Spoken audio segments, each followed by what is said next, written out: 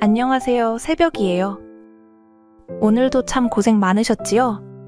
이 밤 따뜻한 옛 이야기 들으며 편안히 쉬어가세요. 조선 중엽 한양 인근의 한 산골 마을에 정씨 가문이 살고 있었으니 이는 대대로 선비의 가풍을 이어오던 집안이었다. 그 집안의 맏며느리로 들어온 이는 해금이라 불리는 처녀로 고운 얼굴에 마음씨 곱고 살림에도 능하여 마을에서도 칭송이 자자하였다. 허나 혼례를 올린 그날 이후로 이상스레 집안엔 좋지 아니한 일만이 줄줄이 일어나기 시작하였다. 첫 해엔 태기가 있어 기뻐하였으나 석 달이 채 되기도 전에 유산을 하였고 다음 해에도 연이어 아이를 품었다가 잃기를 2번이나 하였다. 그러다 넷째 해 고생 끝에 한 아들을 낳았으나 돌도 되기 전 마마에 걸려 싸늘히 씻고 말았으니 해금의 가슴엔 피멍이 들었다. 이뿐만이 아니었다. 늘 건강하시던 시아버지도 갑자기 기침이 잦아지고 기운을 잃더니 칠순 생신을 앞두고 숨을 거두셨다. 이 모든 일들이 해금이 시집 온 이래로 벌어진 까닭에 마을 사람들 사이에선 수군대는 말들이 돌기 시작했다. 아니, 해금이 그 아이 팔자가 사나운 게 분명해. 그러지 않고서야 어찌 연이어 나쁜 일들만 저리 생기겠어. 그 집안이 전엔 저렇지 않았거늘 요 사이에 잇따라 애군이 겹친단 말이지. 해금은 날마다 조왕신께 정성껏 치성을 드리고 절마다 찾아다니며 기도를 올렸으나 그 모든 것이 헛수고였다. 그러던 어느 날 용하다는 점쟁이 하나가 마을에 들어왔다는 소문을 들었다. 해금은 마지막이라는 심정으로 시어미에게 양해를 구하고 점쟁이를 찾아갔다. 이건 보통 애군이 아니구먼. 집안 어른 중 하나가 음덕을 가로막고 있네. 그 어른이 살아있는 한 이 집안은 매해 피눈물을 쏟게 될 걸세. 이대로 두면 자식도 손주도 대를 잇지 못하고 집안도 풍비박산 날 테야. 그 기운이 뿌리째 눌러 앉았으니 아무리 복을 지어도 뚫고 나가질 못할 걸세. 해금이 눈을 크게 뜨며 물었다. 그럼 어찌해야 합니까? 점쟁이는 입을 굳게 다물더니 조심스럽게 한마디를 내뱉었다. 산 사람을 죽일 수는 없지. 허나 반드시 그 어른을 집에서 내쳐야 하네. 산속에 모셔두고 인연을 끊지 않으면 그 기운은 뿌리째 퍼져서 자자손손 멸문지화를 면치 못할 게야. 해금은 그 말에 마음이 갈라지는 듯한 고통을 느꼈으나 살아남기 위해 아이를 다시 얻기 위해 눈물을 머금었다. 그날 밤이었다. 해금은 남편의 눈치를 살피며 조심스레 입을 열었다. 서방님, 오늘 용하다는 점쟁이에게 다녀왔사옵니다. 남편이 술잔을 내려놓고 고개를 들었다. 뭐라 하더이까? 놀라지 마시옵소서. 어머님을 내쫓으라 하시더이다. 남편은 눈이 휘둥그레지며 자리를 박차고 일어섰다. 이 무슨 망발이오? 정말 그런 흉흉한 말을 믿겠다는 것이오? 당신 설마 그 말 따위 믿고 어머님을 정령 내치려는 것이오? 해금은 눈을 감은 채 고개를 푹 숙였다. 소첩 또한 말도 안 되는 일인 줄 100번 1000번을 압니다. 허나 더는 아이를 잃을 수도 없고 만약 아이를 더 잃다간 제가 더는 살 수가 없습니다. 당신에게 못할 말인 거 알지만 제게도 마지막 남은 길이니 서방님 제발 제 목숨을 잃기 전에 부디 한 번만 헤아려 주시옵소서. 해금은 무릎을 꿇고 치맛자락이 젖어들도록 눈물을 흘렸다. 달빛이 아직 거두어지지 않은 새벽녘. 해금은 시어머니의 짐을 조용히 꾸렸다. 기척도 없이 잠든 남편을 뒤로 한 채 시어머니의 방으로 발걸음을 옮겼다. 어머님, 잠시 바람 쐬러 가시지요. 이른 새벽 공기가 좋사옵니다. 시어머니는 해금의 손에 이끌려 무심히 대답했다. 이리 일찍 웬 나들이냐? 우리 이쁜 며느리가 나가자면 나가야지. 해금은 애써 웃으며 시어머니와 길을 나섰다. 조용히 마당을 나서고 안개가 자욱한 산길로 접어들었다. 새벽 공기는 차가웠고 집시는 이슬에 젖어 미끄러웠다. 시어머니는 문득 이상한 기운을 느끼고 발걸음을 멈췄다. 이게 무슨 길이냐, 해금아. 이 산중 깊숙이 어찌하여 이 이른 시간에. 해금은 떨리는 손으로 시어머니의 보퉁이를 내려놓으며 고개를 숙였다. 어머님, 죄송하옵니다. 정녕 죄송하옵니다. 며느라, 그게 무슨 말이냐. 갑자기 죄송하다니. 어머님, 저는 아이를 셋이나 잃었사옵니다. 이젠 더는 살 수가 없사옵니다. 저 이 말씀이 이 모든 애군의 근원이 어머님이라 하시더이다. 어머님께 죽을 죄 짓는 것도 잘 알고 용서를 바라지도 않습니다. 시어머니는 잠시 멈칫했다가 고개를 떨구며 눈물을 흘렸고 해금은 땅바닥에 엎드리며 흐느꼈다. 저도 이 모든 것이 어머님 때문이라고 정말 믿고 싶지 않았사옵니다. 허나 아이가 죽어나가는 모습을 또다시 두 눈 뜨고 볼 수는 없었사옵니다. 부디 이 못난 며느리를 용서해 주시옵소서. 그래서 나를 산에 버려두려고 이렇게 이른 시간에 날 데리고 온 게냐? 시어머니는 그 자리에 주저앉았다. 산새가 울고 바람이 슬피 울었다.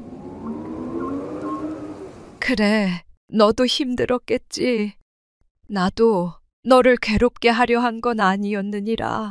그래, 해금아, 네 맘 다 안다. 아이를 잃은 게 한 번도 아니고 얼마나 가슴이 미어졌겠느냐. 허나 나 하나 없어져서 너희가 편해진다면, 내 아들, 내 손주가 살아난다면 나는 그걸로 족하구나. 내가 짐이 되었다면 그리하렴. 이 어미는 괜찮으니 내 걱정은 말아라. 시어머니는 더는 아무 말도 하지 않았다. 산속엔 잠시 정막이 흘렀고 나뭇잎 사이로 바람이 처연하게 불었다. 말을 마친 시어머니는 허리에 졸라맨 끈을 풀며 조용히 짐을 옆에 내려놓았다. 해금은 일어섰다. 두 손을 모아 절을 올리고 냉정하게 등을 돌렸다. 시어머니를 산에 두고 돌아온 날, 해금은 밤새도록 이불을 뒤집어 쓴 채 울었다. 그날 이후 시어머니 이야기는 집안에서 금기처럼 사라졌다. 산속 깊은 곳, 사람이 다니지 않는 외진 길을 따라 올라가면 나무에 가려진 낡은 초가 한 채가 있었다. 그곳이 바로 시어머니, 정씨 부인이 홀로 삶을 이어가는 곳이었다. 초가는 비바람에 지붕이 너덜너덜했고 굴뚝에서는 연기 한 줄 새어나오지 않았다. 방 안에는 헝겊 옷 한 벌, 집 밖엔 곡기라 부를 수 없는 마른 나물이 널려 있었다. 그런 곳에 달이 중천을 지난 깊은 밤마다 누군가 조심스레 문을 두드렸다. 어머님, 저입니다. 그는 다름 아닌 아들, 해금의 남편이었다. 어서 오너라. 이 추운데 또 여길 온다고 수고했다. 시어머니는 다른 목소리로 아들을 맞이하며 손에 쥐어준 보퉁이를 받아들었다. 그 안엔 몰래 챙긴 쌀이며 장작이며 몇 벌의 옷가지가 담겨 있었다. 아들은 무릎을 꿇고 어머니 앞에 머리를 박았다. 어머님, 이 불효자식 죽을 죄를 지었습니다. 저희 살자고 어머님을 어찌 산에 홀로 모시다니요. 이건 아닙니다, 어머니. 저희 아이 없어도 잘만 살 테니 같이 내려가시죠. 목이 메어 말을 잇지 못하자 정씨 부인은 조용히 아들의 손을 덮으며 말했다. 그만하거라. 내 아무렴. 네 가정을 위해 이런 선택쯤은 못하겠느냐. 며느라기 알기 전에 이제 오지 말거라. 괜히 들락거렸다. 애미 애군이 너희에게 퍼지기라도 할까 걱정이다. 어머니, 그런 말씀하십시오. 어미가 자식을 낳고도 그 자식에게 버림을 받다니 이 무슨 천벌입니까? 천벌이라니 말도 안 되는 소리다. 너희들만 괜찮다면 나 하나 이 산속에서 늙어가는 것 아무래도 좋다. 어머니의 눈가엔 눈물이 고였고 아들은 떨리는 손으로 그녀의 손을 꼭 쥐었다. 어머님, 그저 몸만 부디 건강하소서. 제가 자주 오겠습니다. 그날도 아들은 어두운 숲길을 내려가며 몇 번이고 뒤를 돌아보았다. 그의 뒤에서 시어머니는 아들의 등을 오래도록 바라보았다.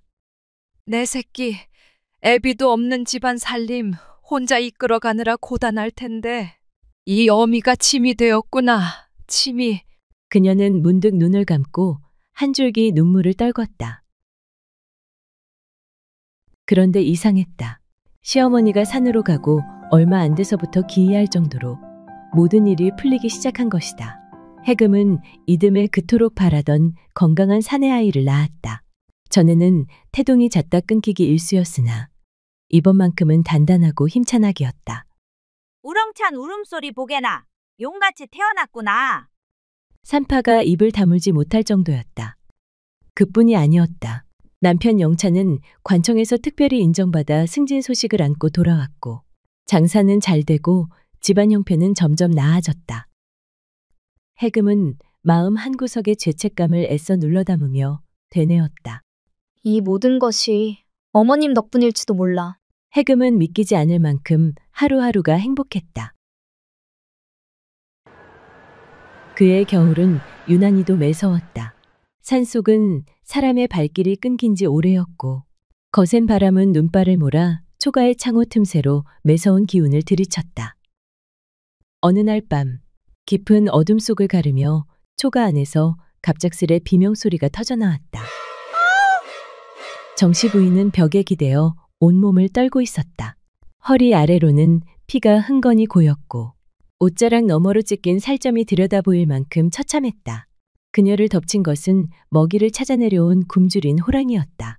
제발 살려다오.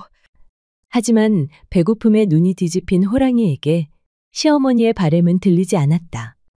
매서운 눈으로 시어머니를 노려보고는 이내 망설임 없이 노인을 덮쳐버렸다.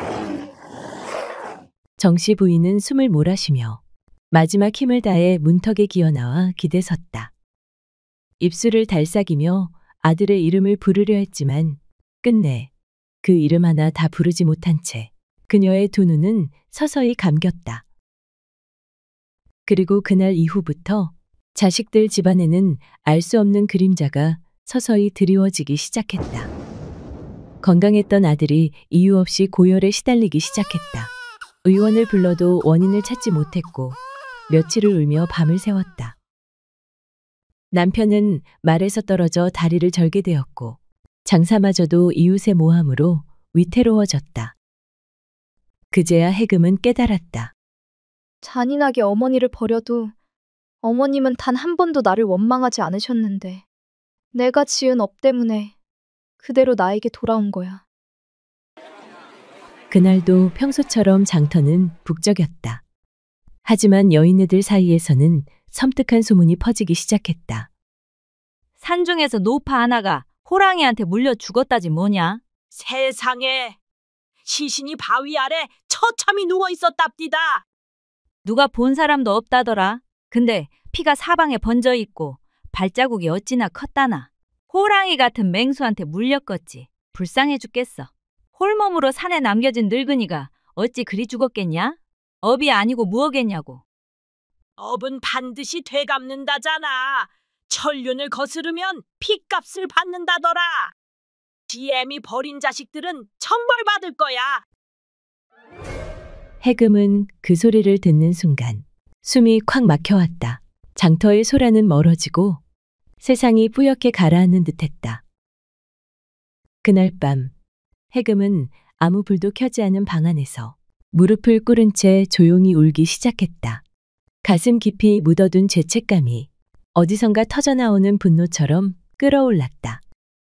어머님 설마 어머님이 아니겠지요? 정녕 어머님이라면 이 죄를 어찌하면 좋겠습니까? 시어머니를 홀로 두고 돌아섰던 그 산속 초가. 해금은 바스락거리는 낙엽 사이로 조심스럽게 걸음을 옮겼다. 어머님, 혹시 계십니까? 문을 밀어보니 안은 비어 있었다.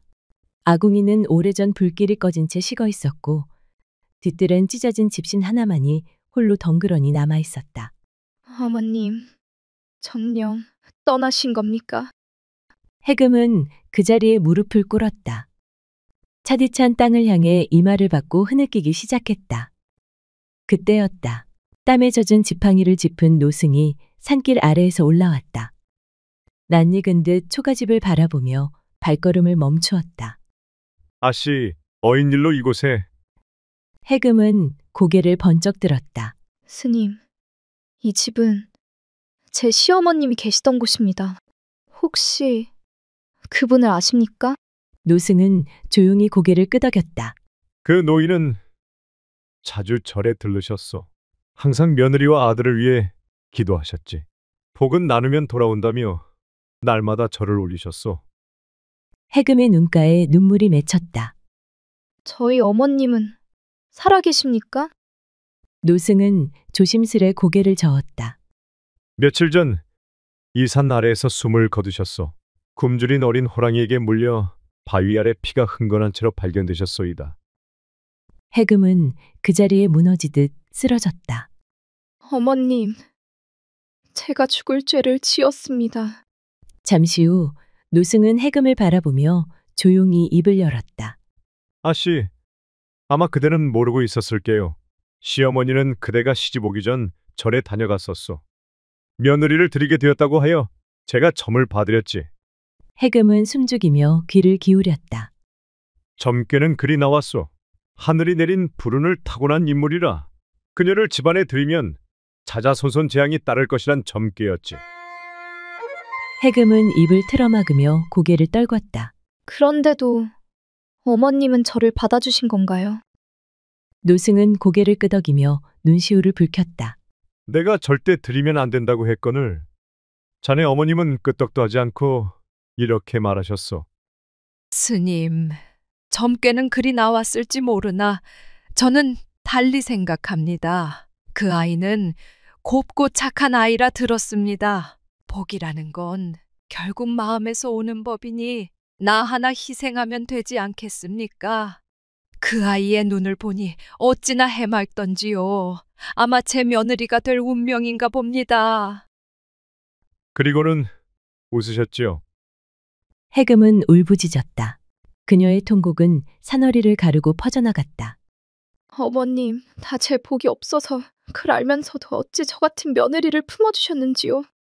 어머니를 탓하며 이곳에 버려둔 저를 부디 절대 용서하지 마십시오. 며칠 뒤 해금은 남편과 아들이 데리고 바위 아래를 찾아갔다. 누군가 정성껏 쌓아 올린 작은 돌무덤. 해금은 그 무덤 앞에 무릎을 꿇었다. 어머님, 저희 왔습니다. 어리석은 제 행동 때문에 어머님이 돌아가신 것만 생각하면 제 가슴이 무너집니다. 평생 이 죄를 속죄하며 살겠습니다.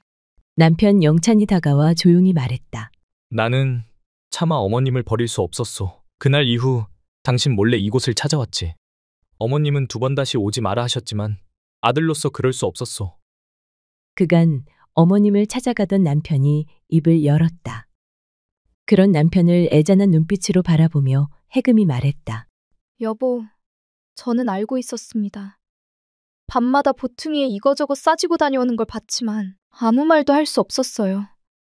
당신 마음을 어찌 제가 모르겠습니까? 죄가 있다면 산속에 어머니를 버려두고 온 제가 죄인이지요.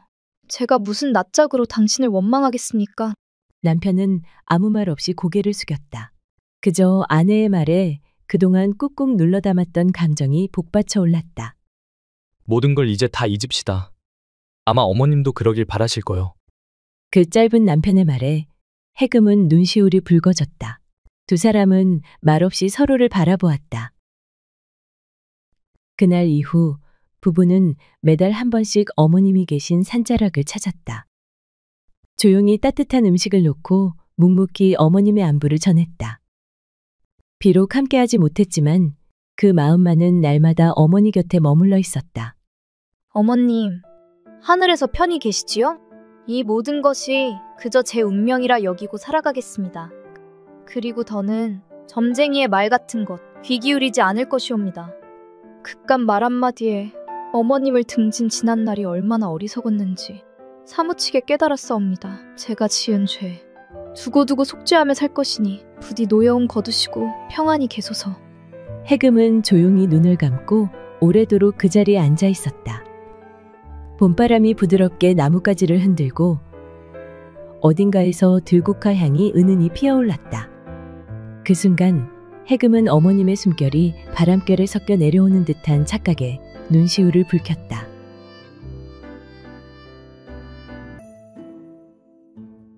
하늘에서는 쉼없이 눈이 퍼부었다. 기와지붕도, 황토담도, 온 마을이 하얗게 묻혀가는 깊은 겨울밤이었다. 숨을 죽인 듯 고요한 밤. 안방 문틈 너머로 갓난아이의 울음소리가 아련히 새어나왔다. 등잔불 아래 하인 하나가 무릎을 꿇고 고개를 깊숙이 숙이고 있었다. 그의 앞에는 이 집안의 주인 이만수가 매서운 눈으로 하인을 내려다보고 있었다. 하인은 고개를 숙인 채 떨리는 눈길로 포대기에 쌓인 아기를 조심스레 바라보았다. 포대기 틈 사이로 삐죽 드러난 작은 아기의 손. 그 손은 둘로 붙어버린 흉측한 집게발 모양을 하고 있었다. 하인은 숨도 삼키지 못하고 몸을 떨었다. 이 집안은 대대로 이어져 온 이름난 양반가였다. 고을에서는 천석군이라 불릴 만큼 땅과 재산을 자랑했고 이만수는 그 위세를 등에 업고 체면과 명예를 생명처럼 여겼다. 양반가라면 양반가답게 지도 고아야 하는 법이니라. 이만수는 늘 그렇게 말하곤 했다. 가문이 높을수록 피도 정결해야 한다고. 조금이라도 흠결이 있으면 가문의 수치라며 입에 거품을 물었다. 그런 이만수에게 자식이 태어나자마자 저런 손을 가졌다는 것은 차마 견딜 수 없는 치욕이었다. 이만수는 한참이나 아기를 내려다보았다. 이윽고 벌겋게 달아오른 얼굴로 고함을 질렀다. 흉물이다. 우리 가문의 지옥이란 말이다. 목소리는 안방을 가득 메우며 울렸다. 양반가에서 어찌 이런 괴물이 나올 수 있단 말이냐? 차라리 죽여버리는 것이 가문의 체면을 지키는 길이다. 그리곤 이만수가 몸을 숙여 하인에게 은밀하게 속삭였다. 아무도 모르게 처리해라. 곱게 빗은 머리를 한 여인이 문 밖에 조용히 서 있었다. 바로 이만수의 아내이자 집게 손을 가진 아이의 어머니였다. 그녀는 손등으로 입을 틀어막고 참을 수 없는 눈물을 삼키고 있었다. 아기를 버린다는 말, 흉물이라는 말, 그 모든 잔혹한 말이 비수처럼 가슴을 꿰뚫었다. 그러나 그녀는 입을 열 수 없었다. 말을 한다는 것은 곧 집안의 체면을 무너뜨리는 일이었기에 그녀는 그저 고개를 숙이고 가늘게 떠는 어깨를 감추려 애썼다. 하인은 따뜻한 아기의 온기가 느껴지자 가슴 한켠이 저릿하게 아려왔다. 아무리 명령이라지만 갓난아이를 버린다는 것에 괴로움을 느꼈다. 미안하다, 아가야. 하인은 아이를 끌어안은 채 문 밖 차디찬 겨울산 속으로 천천히 걸어나갔다. 아내는 아기를 품에 안고 문 밖으로 사라지는 하인의 모습을 그저 먼 발치에서 붉어진 눈으로 바라볼 뿐이었다. 하얀 눈발이 쉼없이 쏟아지고 있는 한밤중. 하인은 옷깃을 여몄다. 허름한 솜저고리로는 바람 한 점 막을 길이 없었다. 하지만 품 안의 아기만은 제 몸뚱이로라도 막아야 했다. 눈길은 깊어 무릎까지 빠졌고 발끝은 이미 얼어 감각이 사라져갔다. 저 멀리 산자락에 움푹 패인 굴 하나가 보였다. 바람도 덜 드는 곳. 사람 발길 끊긴 외진 자리였다. 하인은 굴 앞에 멈춰섰다. 그곳에 손으로 눈을 쓸어내고 마른 풀을 모아 바닥을 덮었다. 그리곤 조심스레 품 안의 포대기를 내려놓았다. 포대기 속 아기는 아직도 가느다란 숨결을 이어가고 있었다. 제발 사람한다오, 아가야. 하인은 차마 뒤돌지 못하고 한참을 그 자리에서 울먹이며 바라보았다. 그러나 끝내 하인은 무겁게 몸을 돌려 굴을 떠났다. 누군가 이 아기를 구해주기를 바라며 그는 뒤도 돌아보지 않고 걸어갔다. 하얀 눈발만이 그의 발자국을 하나둘 지워나갔다. 그렇게 긴긴 겨울밤이 지나고 어느덧 이른 새벽. 나무꾼 하나가 어깨에 빈 지게를 메고 산길을 오르고 있었다. 이 눈발에 나무 한 짐이나 구할 수 있으려나. 그는 투덜거리며 발을 옮기다가 문득 귓가에 스치는 희미한 소리에 걸음을 멈추었다. 약하고 가는 아기 울음소리에 나무꾼은 숨을 죽였다. 이 깊은 산속에서 울음소리라니. 그는 귀를 기울이며 발걸음을 재촉했다. 눈에 묻힌 바위굴 안에 불룩 솟은 포대기 하나. 나무꾼은 조심스럽게 포대기를 열어보니 그 안에는 고운 숨결을 내쉬는 아기가 있었다. 나무꾼은 따뜻한 미소를 지으며 말했다. 그래도 살아있구나. 이런 날씨에 살아남은 걸 보니 너는 살아날 운명인 게야. 그는 서둘러 외투를 벗어 아기를 품 안 깊숙이 끌어안았다. 춥지 마라. 괜찮다, 아가야. 그는 손등으로 얼어붙은 눈송이를 털어내며 아기를 품고 조심스레 산길을 내려가기 시작했다. 발밑은 미끄럽고 바람은 사납게 휘몰아쳤다. 나무꾼은 발을 땅에 꾹꾹 디디며 한 걸음, 또 한 걸음, 포대기 속 아이를 지키려 이를 악물었다. 아기야, 내가 무슨 일이 있어도 널 꼭 살려내마. 산등성이를 넘고 작은 개울을 건너 비탈진 고갯길을 내려오며 그는 품 안에 놓치지 않으려 꽉 안았다. 얼마나 걸었을까? 저 아래로 눈 속에 파묻힌 작은 초가집이 보이기 시작하자 나무꾼은 안도의 미소를 지었다. 그는 품속의 아기를 조심스레 다독이며 터벅터벅 초가집을 향해 걸음을 옮겼다. 초가집 앞에 다다르자 따스한 아궁이 연기가 굴뚝 위로 피어오르고 있었다. 나무꾼은 문을 열며 부르짖었다. 마누라, 이리 좀 나와보소. 방 안에서 두툼한 옷을 입은 여인이 불이 나게 달려나왔다. 그녀는 깜짝 놀란 눈으로 남편 품속을 들여다보았다. 아니, 이게 뭔가요? 아기여, 어느 누가 이 핏덩어리를 산중에 버렸지 뭐여. 울고 있는 이 아이를 내 어찌 그냥 두고 오겠소. 나무꾼은 숨을 몰아쉬며 아기를 조심스레 펼쳐 보였다. 포대기 속에서 작은 얼굴은 여전히 곤히 잠들어 있었다. 따뜻한 구들장 위에 아기를 눕히고는 살며시 포대기를 열었다. 그때 어머, 이게 뭐래? 아니, 이것은... 포대기 틈 사이로 엄지와 검지둘만 붙어있는 집게손을 본 순간 나무꾼 부부는 두 눈이 휘둥그레졌다. 이래서 아이를 버린 것이었군. 아무리 그렇다 한들 이 엄동설 안에 산에다 자식을 버리는 매정한 사람이 어디 있단 말이오? 그러게 말입니다. 이 가여운 아이를 어쩌면 좋겠소. 허나 살아있으니 다행이지요. 이렇게 매서운 추위를 견디고 살아남은 걸 보면 이 아이는 하늘이 보낸 복덩이임이 틀림없소. 여인은 입술을 깨물며 가여운 아기를 안았다. 작고 따뜻한 숨결이 그녀의 가슴을 두드렸다. 한참을 망설이다가 여인은 이윽고 조심스레 말했다. 여보, 이 아이 우리가 키웁시다. 나무꾼은 활짝 웃었다. 그럽시다. 하늘이 보내준 귀한 아이이니 우리가 정성껏 키웁시다. 방 안은 서서히 따뜻한 온기로 채워졌다. 사실 나무꾼과 그의 아내는 결혼한 지 10여 해가 넘도록 자식을 얻지 못했다. 봄이면 진달래 꽃잎을 따다 기도하였고 가을이면 맑은 샘물을 길어 하늘에 올리기도 하였다.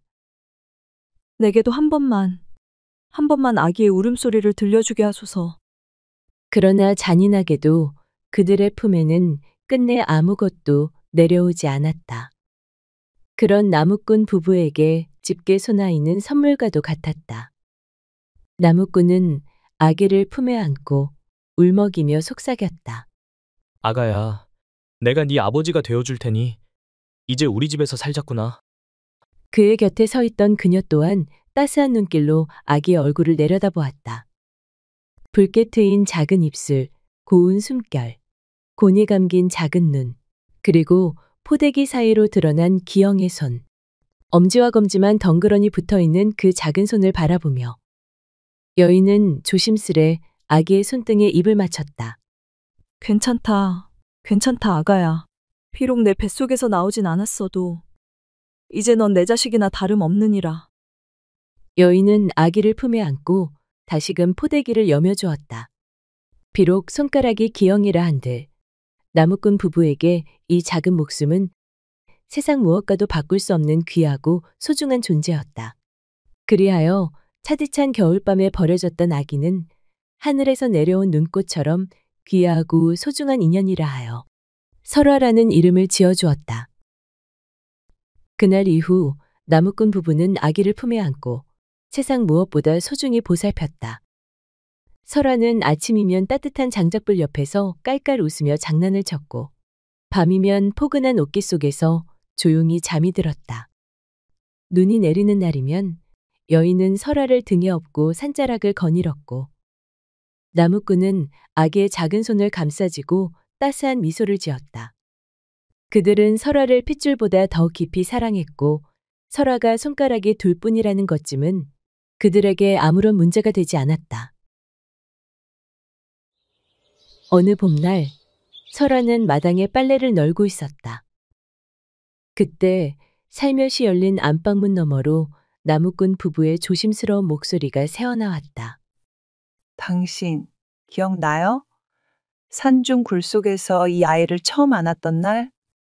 전 당신이 설화를 안고 집으로 온 날을 잊지 못해요. 배 아파 낳진 않았어도 이 아이는 내 목숨보다 소중한 내 새끼옵니다. 벌써 설화를 데려온 지도 10여 해가 지났구려. 남의 핏줄이라지만 어찌 이리 곱고 귀여운지 이젠 누가 봐도 우리 딸이 아니겠소. 하늘이 제게 안겨준 복덩이지요. 부부의 이야기를 들은 설화는 손에 들고 있던 빨랫감을 놓치고 그 자리에 주저앉고 말았다. 떨어진 빨랫감도 젖은 손바닥도 잊은 채 그저 숨을 죽인 채 귀를 기울였다. 설화는 그제야 알았다. 자신이 이 집안에서 태어난 아이가 아니라는 것을. 설화는 조용히 빨랫감을 가슴에 꼭 끌어안으며 속으로 단단히 다짐했다. 말도 안 돼. 핏줄도 아닌 나를 이리 귀하게 키워주셨다니. 꼭 이 은혜 잊지 않아야 해. 설화는 그날 이후 더없이 공손히 부모를 섬겼다. 하루하루 감사한 마음을 품고 지내는 사이 설화는 눈에 띄게 자라났다. 어릴 적부터 총기가 남달랐던 설화는 그를 또래보다 일찍 깨우쳤고 장터에 나가면 숫자도 척척 헤아렸다. 나무꾼은 물건을 팔러 갈 때마다 설화를 꼭 데리고 다녔다. 비록 손가락이 둘 뿐인 작은 손이지만 설화는 물건을 야무지게 정리하고 손님들과 값을 흥정하는 데 서툴지 않았다. 그런 설화를 보곤 장터 사람들은 감탄을 금치 못했다. 참으로 영특한 아이다. 손은 저래도 보통 아이가 아니야. 손만 아니면 여기저기서 데려가겠다고 난리였을 게야. 하지만 세상의 시선은 냉혹했다. 설화의 집게손을 본 사람들은 놀라 뒷걸음질을 쳤고 괴물이다. 귀신이다. 입에 담지 못할 말들을 서슴없이 쏟아냈다. 설화는 아무렇지 않은 듯 웃었지만 돌아서서는 가만히 손등으로 눈물을 훔치곤 했다. 그런 설화를 언제나 장터 어귀에서 조심스레 바라보는 한 거지 소년이 있었다. 남루한 옷차림의 맨발이었지만 그 아이만큼은 설화를 괴물이라 부르지 않았다. 오히려 장터를 지나다니는 무례한 이들을 가만히 밀쳐내며 설화를 지켜주는 듯 물끄러미 따라다녔다.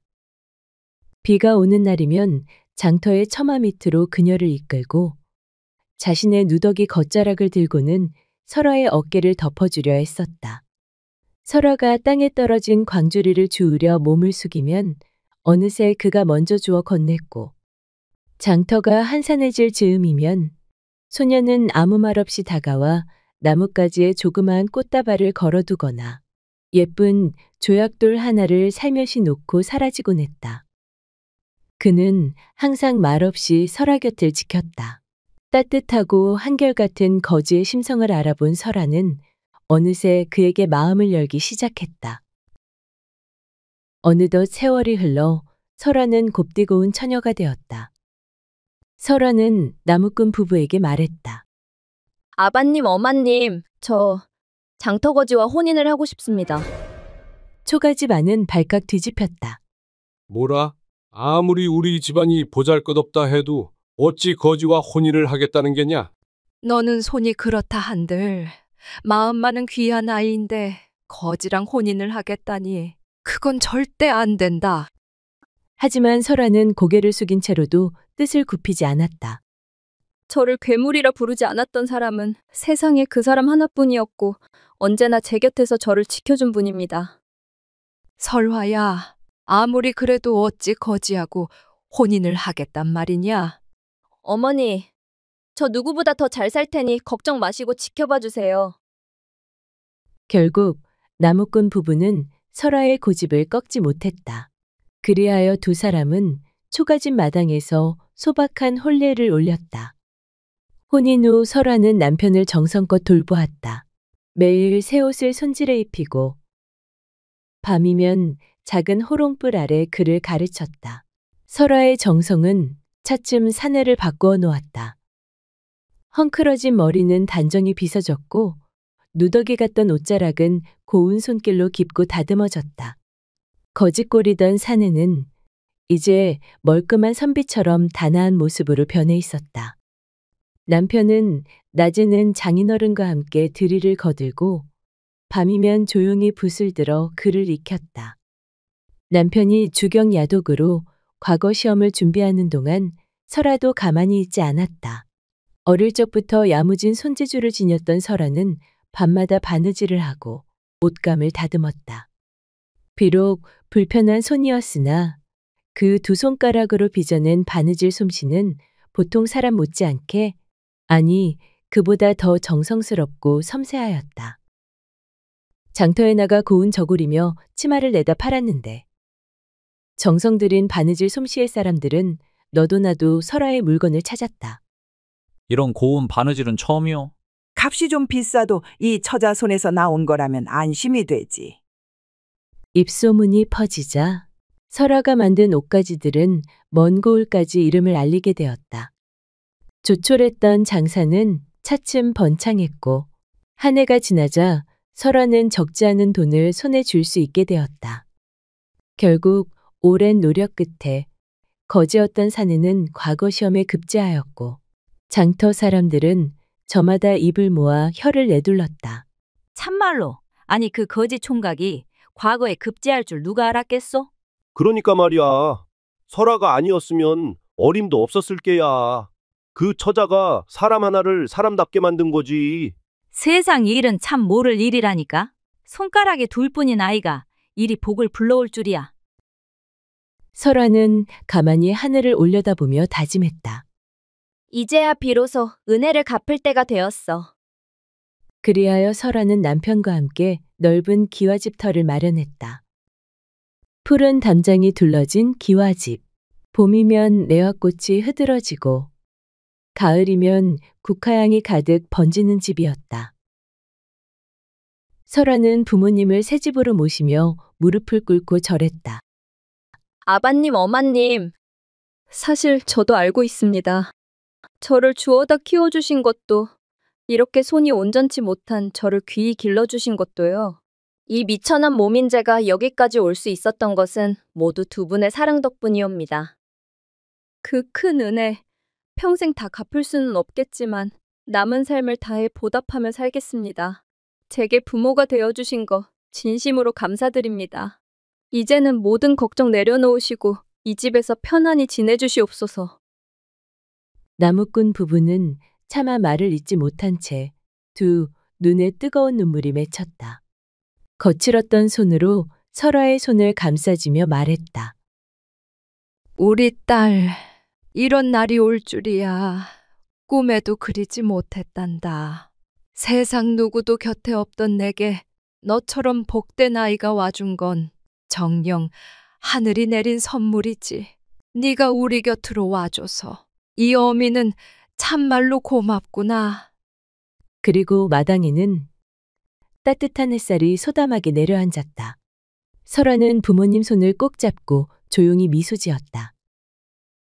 한편 설아가 새 삶을 열어가는 동안 잔인하게 설아를 버린 아비 이만수의 집안에는 깊은 어둠이 드리워지고 있었다. 이만수는 과거 시험만을 인생의 전부라 여기며 아들에게 온갖 기대를 쏟아부었다. 네가 과거에 급제하지 못하면 이 가문의 체면은 어찌 되겠느냐? 아들은 매일같이 회초리에 시달렸다. 낙방할 때마다 욕설이 퍼부어졌고 조금이라도 실수하면 매질이 이어졌다. 결국 아들은 사람 구실을 하지 못하고 헛소리를 중얼거리며 미쳐버렸다. 그리고 이만수는 딸마저 사랑하는 이를 떼어내고 가문 좋은 총각에게 강제로 시집 보냈다. 그러나 그 총각은 집안만 좋았지 도박에 빠진 폐인이었고 밤낮을 가리지 않고 딸에게 손찌검을 해댔다.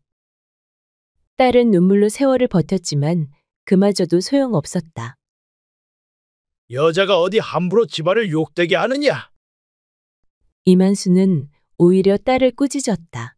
결국 딸은 분을 사귀지 못하고 병을 얻어 쓸쓸히 세상을 떠났다. 가세는 나날이 기울어갔다. 돈에 눈이 먼 이만수는 사기꾼의 가모니설에 속아 빚보증을 섰고 한때 자랑하던 재산마저 몽땅 날려버리고 말았다. 문턱이 닳도록 드나들던 친척들은 등을 돌리고 사람들은 길에서 수군거렸다. 천벌이 따로 없구나. 자식 복 없는 건 죗값이라던데 그 꼴을 봐라. 한순간에 전 재산도 잃고 자식까지 잃은 이만수는 초가집 구석에 몸을 숨기듯 살아가야 했다. 낡은 돗자리를 깔고 생강이며 마늘을 손에 쥐고 굽은 허리로 장터를 떠돌았다. 한때는 고을의 천석꾼으로 불리던 이만수였건만 이제는 이름을 기억하는 이조차 드물었다. 세월이 흘러 설아는 고운 한복을 입고 시장길을 거닐고 있었다. 화사한 얼굴빛에 단아한 자태. 이제 누가 봐도 귀한 집안의 마님 같았다. 그때 문득 골목 어귀에서 조심스레 생강이며 마늘을 팔고 있는 초라한 사내 하나가 눈에 띄었다. 옷은 누더기였고 살갗은 까맣게 그을려 있었다. 그는 고개를 숙인 채 작은 목소리로 외쳤다. 생강이요, 마늘이요. 설아는 불쌍한 마음이 들어 조심스레 다가갔다. 이것 얼마요? 고운 목소리에 놀란 사내가 고개를 들었고 그제야 설아의 모습을 똑바로 바라보았다. 단아한 얼굴, 따뜻한 눈빛, 그리고 물건을 집어드는 작은 손. 두 손가락, 검지와 엄지만 가지런히 붙은 집게손이었다. 그 순간 이만수는 두 눈을 크게 떴다. 자신이 매정하게 버렸던 그 겨울밤의 아기. 바로 그 아이였음을 한눈에 알아볼 수 있었다. 이만수는 그 자리에서 나자빠질 듯 휘청였다. 죽지 않고 살아있었던 게야. 떨리는 목소리를 내뱉었지만 설아는 놀라는 이만수를 보고 어리둥절해하며 물었다. 왜 그러시오? 무엇이 그리 놀랍소? 이만수는 입을 달싹였지만 끝내 아무 말도 하지 못했다. 아니, 차마 할 수 없었다. 그는 과거에 저지른 죄를 이제 와서 어찌 입에 올릴 수 있으랴. 이만수는 그저 고개를 떨군 채 손등으로 눈가를 훔쳤다. 설아는 모른 채 따스히 미소 지으며 말했다. 내가 오늘 이 물건 다 사겠소? 그리고 손에 쥔 은전 몇 냥에 웃돈까지 얹어 건네주었다. 설아는 생강과 마늘을 품에 안고 천천히 걸어갔다. 한 걸음, 두 걸음, 이만수는 주저앉아 그 뒷모습을 가만히 바라보았다. 찬바람이 부는 시장통 한복판에서 그는 아무 말 없이 조용히 눈물을 흘렸다. 그리고 설아는 하늘 아래 가장 빛나는 미소로 자신의 길을 걸어갔다. 남들과는 다른 손을 가졌을지언정 그녀의 삶은 그 누구보다 따뜻했고 찬란했다. 세상이 외면한 상처였지만 설아는 그 상처 위에 꽃을 피우며 밝고도 단단한 삶을 안고 나아갔다.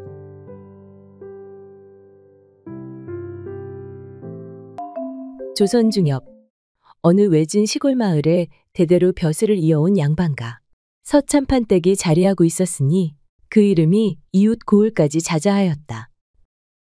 서참판에게는 귀한 외아들 하나가 있었는데 온갖 정성과 공을 들여 길러낸지라 집안 사람들은 물론 마을 사람들까지 참판댁 도련님이라 부르며 귀히 여겼다.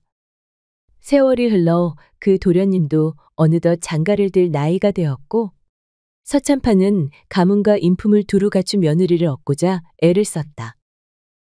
그렇게 하여 맞아들인 며느리 단심은 살림 솜씨 하나하나가 반듯했고 시부모 섬김 또한 지극하여 그 누구도 흠을 잡을 데가 없었다. 이 아이야말로 우리 집 귀신이 되어줄 아이로다. 서참판 부부는 속으로 늘 그러한 복을 되뇌었다. 허나 복이란 것이 길게 머물지 못했던가. 단심이 시집 온 지 3년쯤 되었을 무렵이었다. 어느 날 며느리가 예전부터 곱다 하며 좋아하던 복숭아꽃이 만개했다는 소문을 듣고 산 너머 복숭아밭까지 다녀오겠노라 하여 아들과 함께 길을 나섰다. 허나 돌아오는 길. 아들이 그만 발을 헛디뎌 절벽 아래로 굴러 떨어지고 말았다.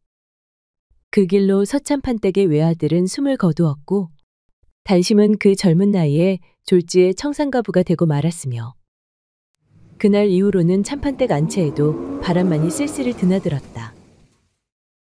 결혼한 지 고작 3년. 그 짧디 짧은 해를 함께하고 남편은 호련히 저승길에 들고 말았다. 남편이 죽은 이후로 단심은 문 밖에 바람발 내딛지 않고 수절하며 지내고 있었다. 아침이면 장독대를 닫고 해가 기울면 부엌을 쓸며 눈물마저 마른 얼굴로 시부모를 모셨으나 그 모습을 지켜보는 시어머니는 날이 갈수록 마음이 아려왔다. 이 험한 세상에 남편도 없이 살아가야 한다니 이 무슨 운명입니까? 하늘도 무심하시지. 그 아이가 무슨 죄가 있어 이리도 가혹한 팔자를 타고 났는지 차라리 내 딸이라면 아무데나 시집이라도 다시 보내련만. 양반 가문이란 이름 아래 과부는 수절이 곧 명예라니 이 어찌 잔인한 도리입니까? 그러자 서참판도 고개를 숙이며 한숨을 내쉬었다. 그러게 말이오. 죽은 내 아들도 불쌍하지만 저 아이도 내 딸인 양 가슴이 미어집디다. 하늘도 참 무심하시지. 둘 다 속으로는 며느리를 풀어주고 싶었다. 허나 양반가의 규율이란 것이 그러하지 못하니 과부가 다시 시집가는 일은 가문의 먹칠을 하는 일이라 여겨졌고 그 누구도 감히 재가란 말을 입에 올릴 수 없었다. 그리하여 단심은 그 젊은 나이에 안채 깊숙이 박힌 채 세월을 잊은 듯 수절하며 살아갔다. 항상 시부모의 마음 한켠에는 근심이 자리하고 있었다. 저 며느리가 과연 우리 집에 평생토록 머물러 줄 것인가? 정녕 우리 집 귀신이 되어줄 사람인가? 그런 걱정이 날이 갈수록 깊어만 갔다. 그래서 서참판은 밤만 되면 며느리가 기거하는 방을 한 번씩 조심스레 들여다보곤 하였다. 그러던 어느 날 밤, 안채의 등잔불이 유독 환하게 새어나오는 것이 이상하여 슬그머니 발을 옮겨 들여다보았더니 그 광경에 입을 다물 수 없었다. 세상에, 이게 무슨 일이란 말인가? 나 참 기가 막혀서 원... 며느리 단심은 베개를 세워두고 그 위에 생전 남편이 즐겨 입던 도포를 곱게 씌워 갖가지 씌운 채로 마치 사람이 누워있는 듯 감싸 안고 있었다. 품에 끌어안고 또 한참을 울며 쓰다듬고 결국 그 허수아비 같은 것을 안고 누워 잠이 드는 것이었다. 그 광경을 몰래 지켜본 서참판은 아차하며 발걸음을 멈추었다. 새아기가 오죽하면 저리도 허수아비를 만들어 놓고 품고 자겠는가. 얼마나 그리움이 사무치고 외로웠으면 저러겠는가. 그 생각에 이르니 서참판은 갑자기 밥맛도 없어지고 심장깨가 쓰리고 머리가 멍해지는 것이었다. 이 일을 어찌하면 좋단 말인가. 내 집이 이제는 망했구나. 망했어. 밤새 뒤척이며 누구에게도 이 말을 털어놓지 못하고 끙끙 앓고 있는데 그 모습을 지켜보던 부인이 문득 다가와 이상한 눈빛으로 물었다. 여보, 하룻밤 사이에 어인 낯빛이십니까? 대체 무슨 일이 있길래 근심이 그리 크시옵니까? 이제 우리 집은 다 망하였소이다. 내가 어쩌녁 안채를 살며시 들여다보았거늘 새아기가 그만 베개를 세워놓고는 거기에다 죽은 지아비의 옷을 곱게 입히고 갖가지 씌워서는 그 허수아비를 끌어안고 몸부림을 치고 있지 않겠소. 서참판은 나를 잊지 못하고 깊은 한숨을 내쉬었다. 그토록 마음이 사무쳐 저런 짓을 할 만큼이면 이제는 우리 집 귀신이 되기 어려울 것이 왜다. 과부의 정절은 가문의 이름인데 어찌하여 이런 일이 우리 집에 닥쳤는지. 내가 차라리 죽는 것이 낫겠소. 내 그 아이 마음처럼 지금은 그냥 이 목숨을 놓고만 싶소이다. 그러자 부인이 황급히 나직한 목소리로 타일렀다. 세상에, 그렇다 하여 어찌 당신의 목숨까지 끊으려 하십니까? 부인은 한숨이 절로 나왔다. 그로부터 몇 해가 흘렀다. 세월이 아무리 흘러도 단심은 여전히 안채에 머물며 새벽이면 일어나 마당을 쓸고 해지면 시부모 상을 차리는 일을 하루도 거른 적이 없었다. 허나 어느 날부터인가 이상한 낌새가 느껴졌다. 단심이 장에 다녀오는 날이면 꼭 돌아오는 시간이 늦어지는 것이었다. 며느라기가 요즘 장만 갔다 오면 꼭 한참을 늦더이다. 시어머니가 조심스레 말을 꺼내자 서참판도 눈썹을 찌푸렸다. 그래, 그게 벌써 며칠째요? 거의 열흘이 넘었지요. 꼭 점심 훌쩍 넘어야 들어온다니까요. 그날 밤 서참판은 생각 끝에 결심을 하였다. 도대체 무엇을 하는 것인지 내 눈으로 직접 확인해 봐야겠군. 다음 날 아침 단심이 장바구니를 들고 대문을 나서자 서참판은 종을 시켜 조심스레 뒤를 밟게 하였다. 종이 눈치를 살피며 뒤를 따르기를 한참. 그러던 중 장터 뒤편 우시장 근처 조그만 약초 자판 앞에서 뜻밖의 광경을 목격하게 되었다. 단심이 한 젊은 총각 앞에 앉아 웃고 있는 것이 아닌가. 그 총각은 산에서 약초를 캐다 팔러 나오는 이로 촌스럽지만 말씨가 부드럽고 얼굴도 반듯하였다. 단심은 좌판 옆자리에 조심스레 앉아 총각이 손수 내어준 쑥차를 마시며 한참을 이야기를 나누었다. 내 이럴 줄 알았다. 며느라기한테 남자가 생긴 게 확실하구먼. 그 모습은 아무리 눈을 씻고 보아도 과부와 약장수가 아니라 정분난 남녀처럼 보였다. 서로를 바라보는 눈빛이 보통 사이가 아님을 짐작할 수 있었다. 단심의 눈엔 애틋함이 가득했고 약초를 파는 총각의 눈엔 놓치면 다시는 못 만날 사람을 대하듯 간절함이 서려 있었다. 그토록 얌전하고 순하디순했던 며느리가 이런 인연을 품고 있었다니. 서참판은 그 자리에서 하마터면 소리라도 지를 뻔하였으나 간신히 화를 눌러 참고는 종을 불러 조용히 되돌아왔다. 그날 밤 부인과 마주 앉아 곤혹스러운 얼굴로 말을 꺼냈다. 큰일이요. 이제 우리 집은 진짜로 무너질 판이요. 왜 그러시옵니까? 무슨 일이 있었소? 서참판은 오늘 본 일을 조심스레 이야기하였다. 며느라기가 장에 가서 약초 파는 총각과 정분이 난 모양이요. 단지 하는 말이 아니라 눈빛이며 손짓이며 그게 그냥 대수롭지 않게 넘길 일이 아니도이다. 부인의 얼굴에도 그제야 근심이 번졌다. 그래서 며느리가 장에만 갔다 하면 늘 늦더라니. 남정네가 있었던 것이로군요. 허면 이제는 더는 숨길 수도 없겠네요. 이 일을 어찌하면 좋소, 여보.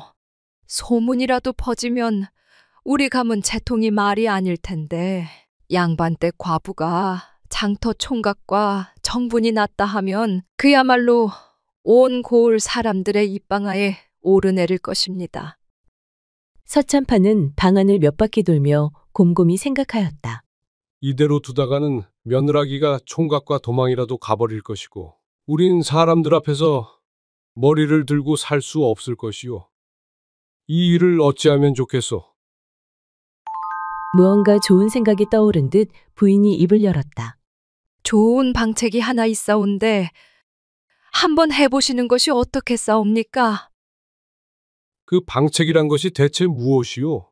부인이 이윽고 고개를 숙이며 말을 이었다.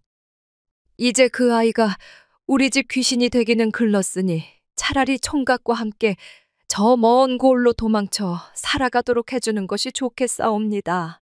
그 대신 우린 헛장을 치는 것이지요.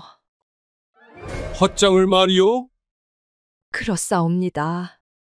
헛장을 치고 가짜 시체를 하나 만들어 밤새 배앓이를 하다 숨졌다고 소문을 냅시다.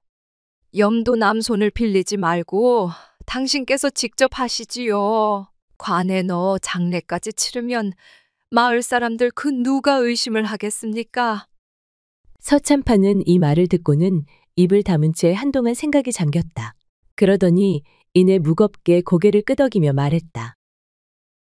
그래, 당신 말이 옳소. 그 아이가 이 집에 붙들려 눈물로 늙어가기보단 차라리 정든 사내와 함께 어딘가에서 살아가는 것이 나을지도 모르지. 다만 이 모든 일은 바람 한 점 새지 않게 철저히 조용히 치러야 하오. 그러하옵지요. 그리하여 그날 밤 서참판 댁에는 아무도 모르게 은밀한 계획이 짜이고 있었다. 다음 날 아침 며느리는 어김없이 장에 다녀오겠다며 단정히 머리를 틀어올리고 대문을 나섰다. 서참판은 뒤따라 조용히 발을 옮기며 며느리의 뒤를 쫓았다.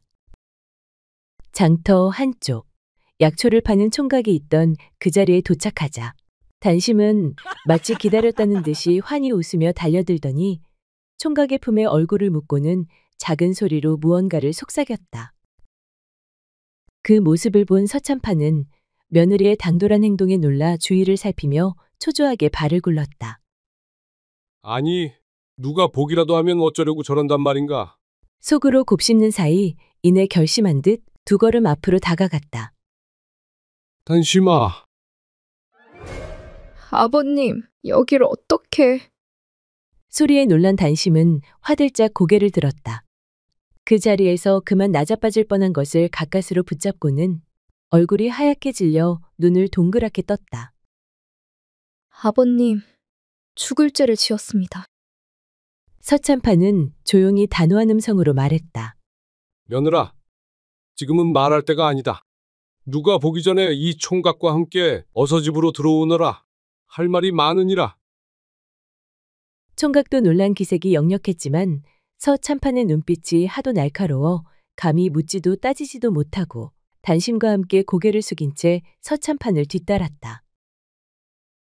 세 사람은 말없이 집으로 돌아왔다.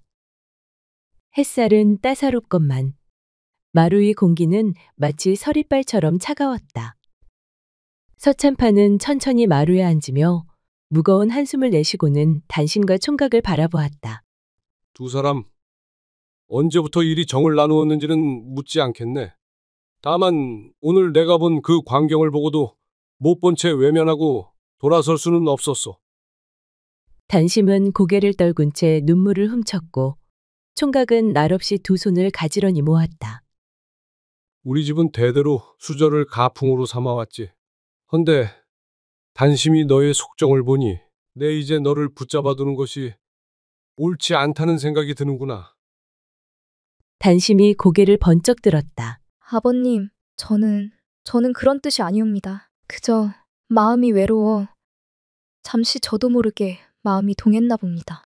다시는 이분을 만나지 않겠습니다. 그러니 제발 노여움 푸시옵소서. 서참판이 고개를 저으며 말을 이었다. 그 마음 내가 모르겠느냐. 네 나이에 남편 잃고 우리 집 귀신으로 평생 살아야 한다니 마음이 얼마나 무거웠겠느냐. 이제는 내가 정든 이 총각과 함께 새 삶을 살아가는 것이 하늘의 뜻일지도 모르지. 단심은 눈물을 왈칵 쏟아내었고 총각은 그제야 눈을 들어 서참판을 똑바로 바라보았다. 나으리, 죄송하옵니다. 소희는 그저 저 여인이 가여워 마음이 움직였을 뿐이옵니다. 그리 긴 세월 속을 다 버려가며 수절하시던 모습을 볼 때마다 어찌 그리 가슴이 저리던지 나으리께서 허락만 해주신다면 소희는 이분을 끝까지 지키며 살겠습니다. 비록 집안도 변변치 못하고 가진 것 하나 없사오나 두고두고 후회 없는 삶을 살게 해드리겠사옵니다. 목숨 걸고 잘 모시겠습니다. 허나 이 일이 세상에 드러나면 우리 집안은 수치를 면치 못할 것이고 너희 또한 천한 죄인 취급을 받을 게다. 그러니 계획을 세워야겠다. 계획이요? 그래. 우리는 네가 병들어 죽은 것으로 위장할 것이다. 밤새 배앓이로 숨을 거뒀다고 소문을 내고 내 손으로 직접 염을 하고 관을 만들어 장사를 치르겠다. 그러니 그날 밤 너희 둘은 어둠을 틈타 이 고을을 떠나거라. 단심과 총각은 숨을 죽인 채 서로의 눈을 바라보았다. 단심이야. 비록 내 며느리로 들어왔으나 내게는 딸 같은 아이요. 마음이 유하고도 여려 눈물도 많다만 심성이 참 고운 아이이니 자네가 부디 우리 며느라기를 품어주게. 아무쪼록 내가 건넨 돈으로 약초방 하나는 차릴 수 있을 것이니 너는 단심히 고생 않게 해주게. 부디 우리 며느라기를 잘 부탁하네. 이것이 내 너를 향한 마지막 정인이라. 그날 밤부터 서참판은 이 집 저 집 돌아다니며 며느리가 중병을 앓는다며 약방문을 구해댔다. 밤이면 뜬 눈으로 지새우며 낮이면 의원을 부르고 부적을 붙이며 동네를 들쑤셨다. 며칠을 그렇게 소란을 피우니 동네 사람들은 모두 입을 모아 단심이 나흘을 넘기기 어렵다더라. 수군대기 시작하였다. 며칠이 흐르고 드디어 며느리가 눈을 감았다는 소문이 돌자 서참판은 마을 어른들을 불러 장례를 치르겠노라 야단을 떨었다. 사람들이 모여든 날 방 한켠에 놓인 염습상 위에 흰 보자기로 덮인 가짜 시신이 놓였다. 모양만 갖춘 헛장이었으나 아무도 눈치채지 못하였다. 그때 서참판이 단호히 일갈하였다. 이 불쌍한 계집은 내가 손수 보내야 하오. 염은 다른 이들 손에 맡길 수 없으니 누구도 가까이 들지 마시오. 그리하여 서참판 내외는 방 안으로 들어가 몰래 만들어둔 허수아비 같은 가짜 시신에 흰 수의를 입히고는 관 속에 조심스레 눕혔다. 장례는 조촐하나 흐트러짐 없이 마무리되었고 며느리의 친정에서도 죽은 것이 차라리 다행이다 하며 별탈 없이 넘어갔다. 세월이 흘러 며느리가 떠난 지도 어느덧 3년. 서참판은 서울에 올라갈 일이 있어 객지기를 나섰다. 날이 어둑해지자 도중 한 기와집에 유숙하게 되었는데 저녁상을 받고 밥을 입에 넣는 순간 문득 놀라 두 눈이 휘둥그레졌다. 아니, 이 국물 맛은 우리 며느라기가 해주던 그 맛인데. 서참판은 숟가락을 내려놓고 말없이 마당을 거닐었다. 저녁 노을이 지고 서늘한 바람이 옷깃을 스쳤다. 그때 담장 너머 어디선가 다듬이질 소리가 들려왔다. 소리에 이끌려 조심스레 고개를 들이밀자 마루 끝에 앉아 조용히 다듬이질을 하고 있는 여인이 눈에 들어왔다. 그 옆에는 한 사내 아이, 2살 되어 보이는 어린아이가 그녀 곁에 찰싹 붙어 앉아 놀고 있었다. 여인은 머리에 쪽을 단정히 틀고 소복을 입었으며 얼굴엔 해맑은 웃음이 서려 있었다. 그 모습, 그 손짓, 그 미소까지도 분명히 며느리 단심이었다. 깜짝 놀란 서참판은 숨소리조차 죽인 채 뒷걸음질 쳤다. 그리곤 날없이 그 집을 빠져나왔다. 입안에 머물던 따뜻한 국물의 맛은 어느새 사라졌고 죽은 아들의 얼굴이 아른거리며 가슴 속에서 일렁였다. 그는 길가의 집단 무더기 앞에 주저앉아 긴 집 한 줄기를 뽑아 목 깊숙이 밀어넣고는 그날 저녁 먹은 것을 모조리 개원했다. 내 자식은 저승에 있어 살아서는 다시는 볼 수 없건만 너는 잘 살고 있구나. 그래, 한심아. 산 사람은 살아야 되지 않겠냐. 너만은 부디 내 아들 목까지 오래오래 잘 살아다오. 가슴 속에서 허망함이 일렁이며 터져나왔다. 슬픔인지 안도인지 모를 감정이 엉켜 목울대를 꾹꾹 눌러댔다. 그러나 서참파는 눈물 한 방울 흘리지 않았다. 그저 말없이 먼 길을 걸어 발끝이 닿는 대로 서울을 향해 떠났다. 마음 깊은 곳엔 아직 아들의 얼굴이 떠올랐고 등 뒤로는 바람결에 실린 다듬이질 소리가 한없이 멀어지고 있었다. 지리산자락 매봉 고개 아래엔 매치골이라 불리는 작은 산골 마을이 하나 있었다. 들길이 험하고 겨울이 길어 해는 3번 늦게 뜨고 배고픔은 3번 먼저 온다는 외진 곳이었다.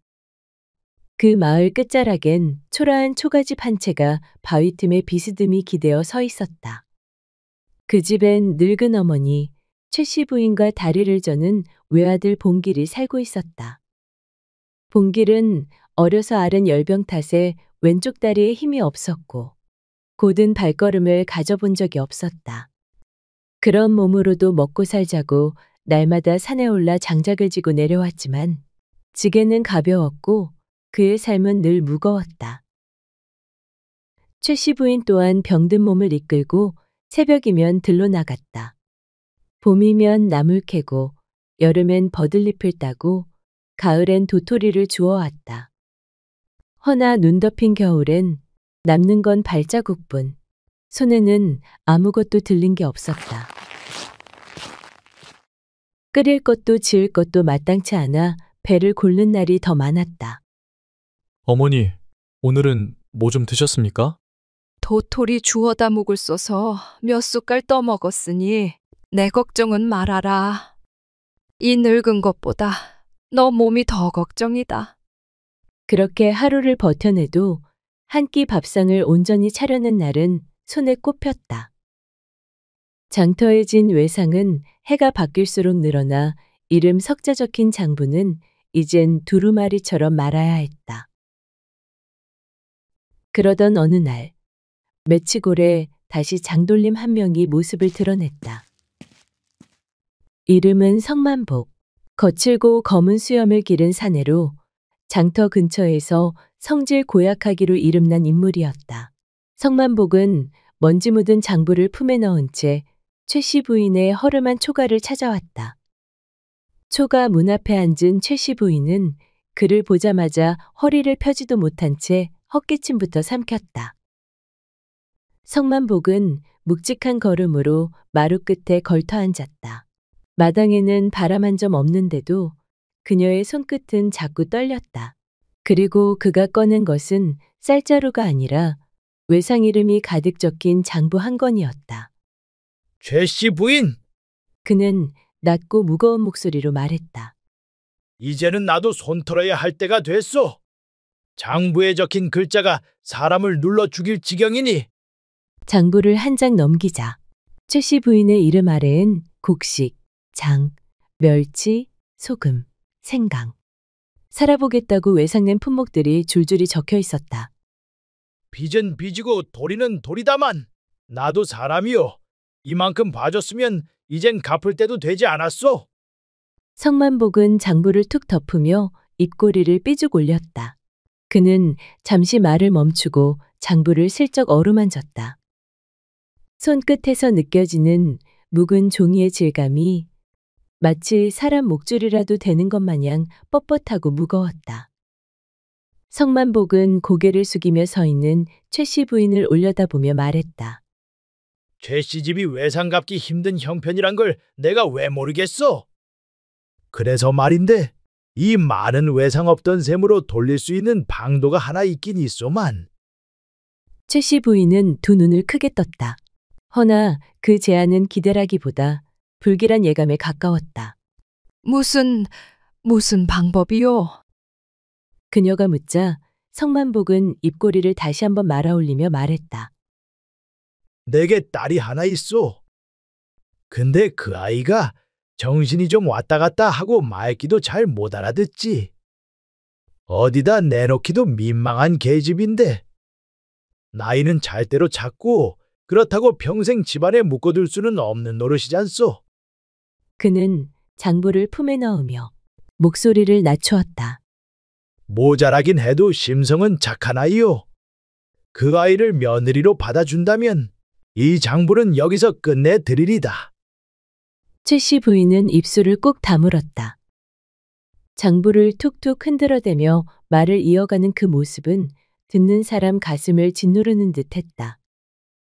정신이 오락가락하는 모자란 딸을 이 집에 들이겠다는 말은 누가 들어도 곤란한 짐을 억지로 안겨주려는 소리였다.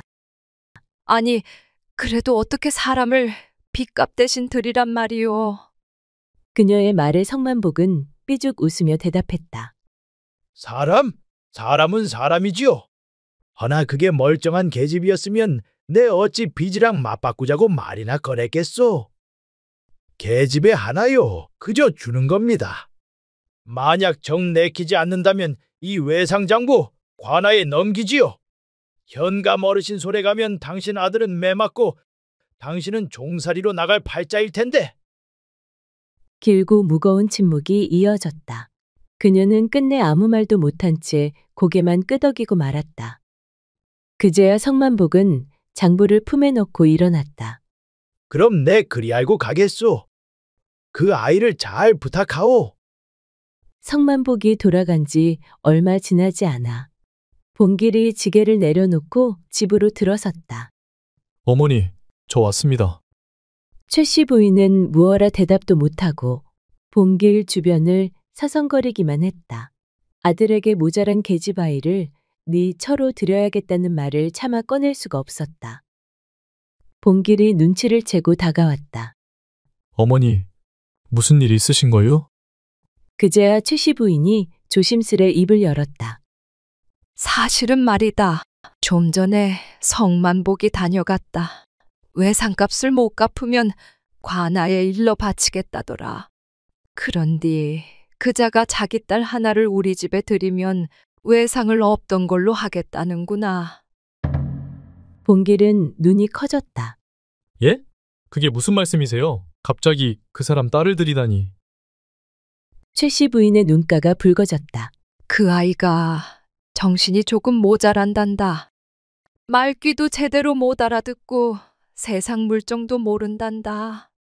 그런 아이를 네 처로 들이는 게 내가 어찌 속이 편하겠니? 잠시 말이 끊겼다. 방 안은 나뭇가지 부딪히는 소리만 들렸다. 봉길은 조용히 고개를 숙였다. 그리고 한참을 그렇게 있다가 천천히 입을 열었다. 어머니, 저는 괜찮습니다. 이렇게 가난한 집에다 다리까지 불편한 저한테 어느 누가 시집을 오려고 하겠습니까? 그런 처자라도 저한테 시집 오겠다는 것만 해도 그저 고마운 거지요. 그 말에 최씨 부인은 고개를 돌렸다. 그녀의 눈가에 작은 물방울이 맺히고 있었다. 해가 산마루 너머로 기울 무렵 맺히골 끝자락 초가 앞에 먼 길을 걸어온 낯선 소녀가 모습을 드러냈다. 들꽃이 흐드러진 고갯길. 그 아래서 복수는 맨발로 서 있었다. 저고리는 헤어졌고 머리는 반쯤 풀린 채 두 손에는 어디서 꺾어왔는지 모를 들국화 몇 송이를 꼭 쥐고 있었다. 해가 질 무렵 들판에서 놀다 돌아온 아이처럼 해맑은 웃음을 머금고 있었다. 최씨 부인은 그 모습을 보고도 한동안 아무 말도 하지 못했다. 초가집 앞에 선 복수는 최씨 부인을 보더니 느릿하게 고개를 숙였다. 저 왔어요. 우라부지가 여기로 가래서. 한참을 걸어온 듯 지친 기색이 역력한 아이가 마당 끝에 모습을 드러냈다. 걸음은 느렸고 말투는 어눌했으며 눈빛은 자꾸만 허공을 헤맸다. 누가 봐도 세상살이에 익숙한 아이는 아니었다. 아버지가 가라 해서 여길 왔단 말이냐? 최 씨 부인이 조심스레 묻자 복수는 고개를 빳빳이 들었다. 여그가 내 시집이라 해서요. 그녀는 두 손에 들고 온 들꽃을 최 씨 부인 앞에 조심스레 내밀었다. 말없이 받아든 최 씨 부인은 왜인지 그 들꽃을 놓지 못하고 한참을 바라보았다. 참말로 이상한 계집이었다. 어딘지 모르게 빠져있고 어딘가 모르게 허술하며 누가 봐도 모자라 더 눈에 밟히는 아이였다. 이게 내 며느리란 말이냐? 최 씨 부인은 마른 입술을 닫고 속으로 중얼거렸다. 한숨인지 체념인지 모를 긴 숨이 목을 타고 흘러내렸다. 복순이 마당 끝에 서 있을 무렵 문 안쪽에서 인기척이 들렸다. 방문이 열리고 아들 봉길이 무릎을 짚으며 절뚝이는 걸음으로 걸어 나왔다. 그는 마당 한복판에 서 있는 복순을 보고 잠시 멈칫했다. 복순은 고개를 들고 지붕 쪽을 보며 싱긋 웃더니 말했다. 아, 참새랑 같이 나왔다. 봉길은 무슨 말인가 싶어 고개를 들었다. 방금 전 처마 끝에서 참새 한 마리가 활활 날아가는 게 보였다. 복순이 손가락으로 지붕을 가리키며 말했다. 참새가 먼저 푸드득 날고 그 다음에 오라버니가 나오시길래요. 우리 할매가 그러던디 그런 날은 복이 들어온대요. 오라버니가 지 신랑 맞쥬? 저 시집 참말로 잘 온 것 같구먼요. 봉길은 말없이 그녀를 바라보다가 천천히 고개를 돌렸다. 무어라 대꾸하고 싶었으나 도무지 어떤 말부터 꺼내야 할지 몰랐다. 복순이 멋쩍게 웃으며 다가왔다. 저는 복순이에요. 외상값 갚으러 왔어요. 그리고 눈을 동그랗게 뜨고 속삭이듯 덧붙였다. 울 아버지가 그러셨거든요. 우리 집이 외상을 많이 지어서 내가 여기 와야 빚이 사라진다고. 그 말에 봉길은 처음으로 그녀의 얼굴을 찬찬히 바라보았다. 자신의 아버지가 자기를 버린 사실을 모른 채 천진난만하게 웃고 있는 복순이 애처로워 보였다. 봉길은 자연스레 신발도 신지 않은 복순의 발에 시선이 갔다. 발 안 아프오? 예? 발이요? 복순은 눈을 껌뻑이며 자신의 발을 내려다보았다. 맨발로 저 고갯길을 넘었잖소. 흙이 거칠고 돌이 많아 발이 까졌을 터인데 안 아프냐고 물었소. 복순은 그 말을 듣고 머리를 긁적였다. 복순의 발은 여기저기 흙대가 묻었고 군데군데 긁힌 자국도 있었다. 그러더니 조용히 말했다. 몰랐어요. 여기까지 오는 동안엔 그냥 걷다 보니 아픈 줄도 몰랐네요. 그 말에 봉길은 아무 말도 하지 않았다. 그는 조용히 복순을 마루에 앉혔다. 부엌에서 데운 물과 수건을 들고 나와 말없이 한 손으로 복순의 발을 잡았다. 그는 수건을 따뜻한 물에 적셔 복순의 거칠고 때 묻은 발바닥을 닦아주며 말했다. 내일 장에 가서 집신 하나 사오리다. 그러니 이젠 맨발로 다니지 마시오. 봉길은 발을 닦은 수건을 접고 말없이 방 안으로 걸어 들어갔다. 태어나 처음 느껴보는 누군가의 다정한 손길이었다. 조심스럽고 따스한 그 온기에 복순은 아무 말도 하지 못한 채 가만히 그 자리에 머물렀다. 복순이가 시집 온 지 며칠이 지났건만 집안은 고요해지기는커녕 도리어 더 뒤숭숭해졌다. 말귀를 못 알아듣는 복순이 때문에 최 씨 부인의 속은 매일같이 부글부글 끓었다. 장에 가서 말린 생선을 사오라 했더니 멸치를 사오질 않나. 닭모이 좀 퍼주라고 하니 밥상에 따끈한 밥 한 그릇에 김치를 차려 들고 가선 닭들한테 천천히 잡숴요. 하고 있는 거였다. 빨래를 시키면 물장난만 치고 있고 설거지를 시키면 그릇이 반은 깨졌다. 며느리를 들이면 허리가 펴질 줄 알았건만 최 씨 부인은 쉬기는커녕 일이 더 늘었다며 하루에도 몇 번이고 한숨을 내쉬었다. 이건 며느리를 들인 게 아니라 5살짜리 아이 하나를 데려다 놓은 셈이니 원참. 그 모습을 지켜보던 봉길은 엉뚱하기 짝이 없는 복순의 모습이 그저 귀여워 말없이 웃어 보였다. 어느 날 점심 무렵이었다. 봉길이 철을 봤다는 소문을 들은 이웃 부인 몇 명이 슬금슬금 최 시집 마당으로 몰려들었다. 아니, 봉길이가 색시를 얻었다면서? 이웃 부인이 대문을 슬쩍 밀며 속삭였다.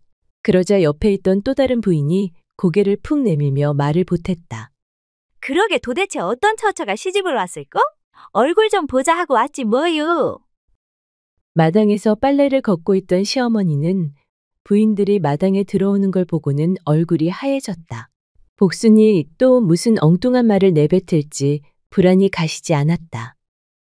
며느리가 어딘가 모자란 아이란 걸 이웃들에게 들킬까봐 노심초사였고 아무리 사정이 딱했어도 다리가 불편한 아들에게 그런 계집을 맺어줬다고 수군댈까봐 걱정이었다. 방 안으로 숨어버리고 싶은 마음이 굴뚝 같았지만 사람들 앞에서 그런 티를 낼 수는 없었다. 최씨 부인은 억지 웃음을 지으며 부인들을 마루에 앉혔다. 그리고는 복순을 부엌으로 조용히 불렀다. 며느라, 손님들 오셨다. 가서 점심상 좀 차려봐라. 있는 반찬으로 대강 보기 좋게, 알겠지? 보기 좋게, 응? 복순은 눈을 깜빡이며 고개를 끄덕였다. 보기 좋게 말씀이죠? 알겠습니다, 어머님. 쌀이야 애당초 없었고 남은 콩 한 줌, 덩이로 남은 된장, 말라붙은 더덕 몇 개, 그리고 고구마 3덩이. 복순은 이리저리 재보다가 고구마 3덩이를 찐 뒤 절구에 넣고 정성스레 찢기 시작했다. 이렇게 쿵쿵 찌으면 떡처럼 되겠지? 고구마를 찢던 중 옆에 놓여있던 삶은 율무 바가지를 실수로 건드리고 말았다.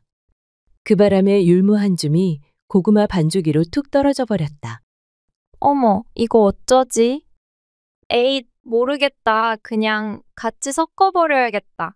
복순은 손으로 휘휘 저어 그대로 섞어버렸다. 잠시 후 복순이 상을 들고 나왔다. 호박잎국, 고구마떡, 된장 더덕구이, 콩밥. 차려나온 음식을 보니 최씨 부인은 속이 타들어갔다. 또 별 희한한 걸 만들어 왔구먼. 에휴, 이걸 입에 댈 수나 있을런지 모르겠네. 먼저 한 부인이 조심스레 고구마를 한 입 떼어 먹었다. 잠시 후 그 표정이 바뀌었다. 실수로 율무가 섞인 고구마떡은 은은한 단맛에 톡톡 씹히는 고소한 식감이 더해졌다. 몸에 뭐가 톡톡 씹히는 게 이게 참말로 묘하게 맛있네. 이 떡 고구마만 찌은 게 아닌 것 같은데 이거 어디서 배운 거유? 복순은 수줍게 고개를 숙이며 대답했다. 배운 건 아니고요. 고구마 찢다가 옆에 있던 율무를 쏟아버려서 버리기 아까워 그냥 섞어버린 건디요. 부인들이 웃음을 터뜨렸다. 아이고야, 실수로 만들었단 거유? 그래도 이게 어지간한 떡보다 낫다니까. 고구마 떡, 이거 장터에 내놔도 잘 팔리겠는데요? 색시가 요리 솜씨가 있구만. 국도 구수하고 더덕구이도 맛있게 잘 구웠고. 최씨 부인은 멍하니 그 모습을 바라보며 속으로 중얼거렸다. 아니, 그럴 리가 없는데? 그녀는 체면 구기지 않게 하려고 그저 점심상이나 하나 차려보라 했을 뿐인데 그게 사람들의 입맛에 맞아떨어질 줄은 꿈에도 몰랐다. 혼자 마당가에 멍하니 서 있던 최씨 부인은 복순이의 뒤통수를 바라보며 천천히 혼잣말을 뱉었다. 진짜 이상한 계집이구먼. 그러고는 고개를 살짝 흔들며 방 안으로 들어가려다가 마지막으로 한 번 더 복순을 돌아보았다. 복순이 입가에 미소를 띠며 상이 비워진 그릇을 닦고 있었다. 따뜻한 봄날 최씨 부인은 복순이에게 호박씨가 담긴 바구니를 주며 당부했다. 며느라, 마당 옆밭에 호박씨 좀 뿌려놔라. 장마 오기 전에 뿌려야 싹이 난다. 복순이는 예 하고 대답하곤 씨앗 바가지를 들고 씩씩하게 나갔다. 그런데 한참 뒤 황씨가 불같이 달려왔다. 아니 이게 무슨 짓이야? 허락도 안 받고 우리 밭에 왜 씨를 뿌려놨대요? 욕심 많고 성질 고약한 황 씨가 고함을 지르며 난동을 부리자 최 씨 부인의 얼굴은 순식간에 벌겋게 달아올랐다. 복순아, 혹시 황신의 밭에다 씨 뿌렸냐? 복순이 바가지를 부여잡고 해맑게 대답했다. 그 밭이 우리 밭보다 훨씬 넓기도 넓고 햇빛도 잘 들길래요. 호박이 커지려면 넓어야 하잖아요. 아니, 그래도 그렇지. 너네 집 밭에다가 씨를 뿌리면 어쩌냐? 내가 너 때문에 못 살겠다. 아이고, 속 터져. 며칠 뒤 장마가 들이닥쳤다. 하늘이 뚫린 듯 비가 퍼붓는 바람에 마당 옆 밭은 물에 잠기고 애써 뿌린 씨앗들은 모조리 썩어버렸다. 헌데 놀라운 일이 벌어졌다. 복순이가 엉겁결에 잘못 뿌렸던 황신의 묵은 밭만은 신기하게도 물이 쫙 빠지더니 며칠 사이 싹이 돋고 줄기가 올라오기 시작했다. 그 밭은 원래 황씨가 돌이 많고 벌레가 들끓는다 하여 포기하고 손도 대지 않던 버려진 밭이었다. 그해 여름, 황신의 밭엔 탐스러운 호박이 산처럼 자라났다. 온 마을 사람들이 몰려와 구경하고 장터엔 수군거림이 돌기 시작했다. 복순이 손에 뭐가 있나벼? 그러니까 말이야. 갸가 바보가 아니라 복덩이여, 복덩이. 최 씨 부인은 멍한 얼굴로 무성하게 자란 호박밭을 보며 작게 중얼거렸다. 진짜 이 계집이 바보인 건지 복을 타고난 건지 내 알다가도 모르겠다. 차츰 시간이 흐르며 복수는 서서히 이 집안살이에 익숙해져 갔다. 본길이 산에 나무하러 나서면 복순이도 조용히 그 뒤를 따랐고 가는 길마다 말동무가 되어주었다. 불편한 다리로 하지 못하는 일이 있으면 복순이 먼저 나서서 척척 도와주곤 했다. 어느 날 산길을 오르던 복순이는 땅바닥에 쪼그리고 앉아 나뭇가지로 땅을 쿡쿡 찔러가며 장난을 치고 있었다. 복순아, 어여 나뭇가지나 주워야지. 언제까지 거기서 놀 거요? 봉길이 멀찌감치서 다리를 절룩이며 말했다. 복순이는 천진난만하게 웃으며 고개를 끄덕였다. 그러더니 힘껏 나뭇가지를 땅에 찔러 넣었는데 묘한 쇳소리 같은 소리가 났다. 복순이는 두 눈을 동그랗게 뜨고 손으로 흙을 파기 시작했다. 오라버니, 땅속에 뭐가 있는데요? 봉길도 이상해서 절뚝절뚝 걸어와 복순이 옆에 쭈그려 앉았다. 둘은 손톱이 닳도록 흙을 헤쳤다. 그리고 마침내 흙빛에 얼룩진 청자 항아리 하나가 모습을 드러냈다. 아니, 이게 뭐여? 봉길은 숨을 삼켰다. 복순이는 두 손으로 조심스레 항아리를 꺼내더니 덮여있던 뚜껑을 살짝 열었다. 그 순간 흙먼지 사이로 빛을 발하는 금가락지가 굴러나왔다. 복순이는 금가락지를 손에 끼고 봉길을 올려다보며 활짝 웃었다.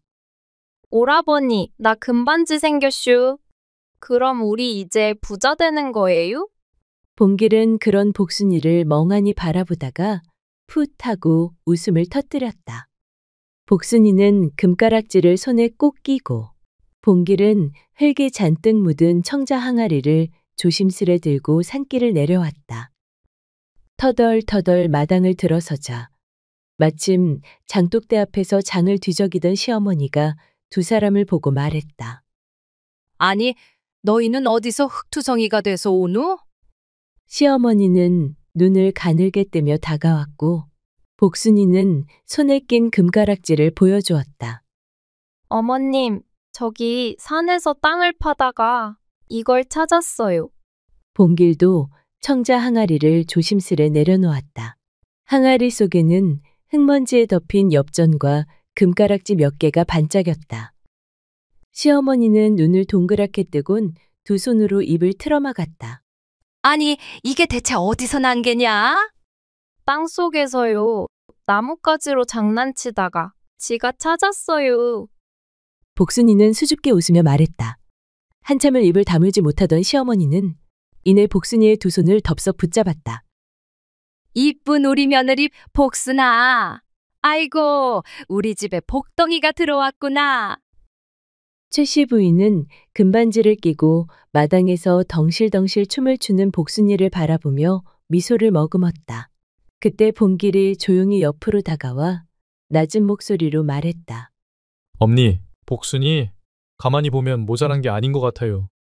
지가 장가를 잘 갔구만요. 그주? 봉길이 수줍게 웃으며 말했다.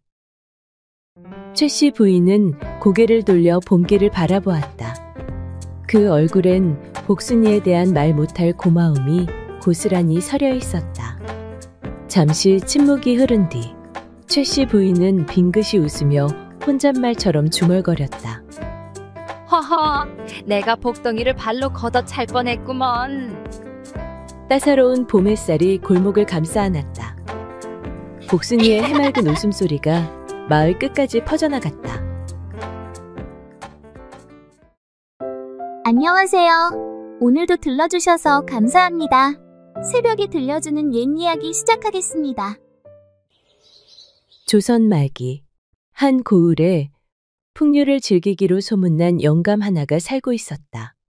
사람들은 그를 최대감이라 불렀고 겉으로는 시와 거문고를 즐기며 문인들과 어울리는 인물처럼 보였지만 속을 들여다보면 그 실상은 추악하고 음탕하기 그지없는 자였다. 글보다 술을 가까이 했고 경전보단 여인의 눈을 더 오래 바라보던 자였다. 굳이 몸 고생하며 관직을 탐하느니 그저 기생집 안주와 고운 손길이 100번 났다며 대청에서 낮잠을 자고 밤엔 풍류로 세월을 보냈다. 부인 하나로는 성에 차지 않아 후처를 들였고 그것도 부족하다 하여 기방에서 첩을 얻었다. 그러던 어느 봄날 툇마루에서 담뱃대를 두드리던 최대감에게 하인이 다가와 귀를 붙였다. 대감마님, 새 여종 하나 들어왔사옵니다. 여종? 하인의 말끝에 묘한 여운이 스며 있었다. 예, 동네 머슴놈 말로는 얼굴이 곱디고 온 처자라고 하던디요. 최대감은 담뱃대를 입에 물던 손을 멈추고 슬쩍 고갯짓을 했다. 어디서 데려온 기집인가? 남원 쪽 양반댁에서 그 집이 망하고 종문서를 내놨답니다. 최대감의 눈꼬리가 희미하게 올라갔다. 양반집 계집이라. 그럼 겉모양새 하나는 낫겠군. 그는 입꼬리를 비틀며 중얼거렸다. 어디 한번 눈도장이나 찍어볼까? 마당을 거닐던 어느 오후 햇살을 등에 지고 한 여인이 조용히 마당을 건넜다. 빛을 마주한 옆모습, 단정한 머리, 낡은 솜저고리조차 깨끗하게 입은 손길. 그의 눈에 그 여인은 다른 여종들과는 확실히 달랐다. 눈길 한번 건네지 않았지만 겉으로 드러내지 않은 품위 같은 것이 있었다. 그날 저녁, 최대감은 밥상 앞에 앉아선 먹는 둥 마는 둥, 젓가락만 들었다 놓기를 반복하였다.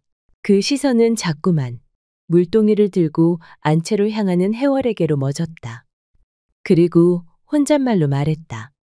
보면 볼수록 곱다니까 순순히 웃어줄 때까지 내가 직접 손을 써야 하려나. 어디 여종 주제에 얼마나 버티나 두고 보자고. 마당을 스치는 바람은 여종의 오래된 기억을 건드리고 있었다. 그녀의 이름은 해월.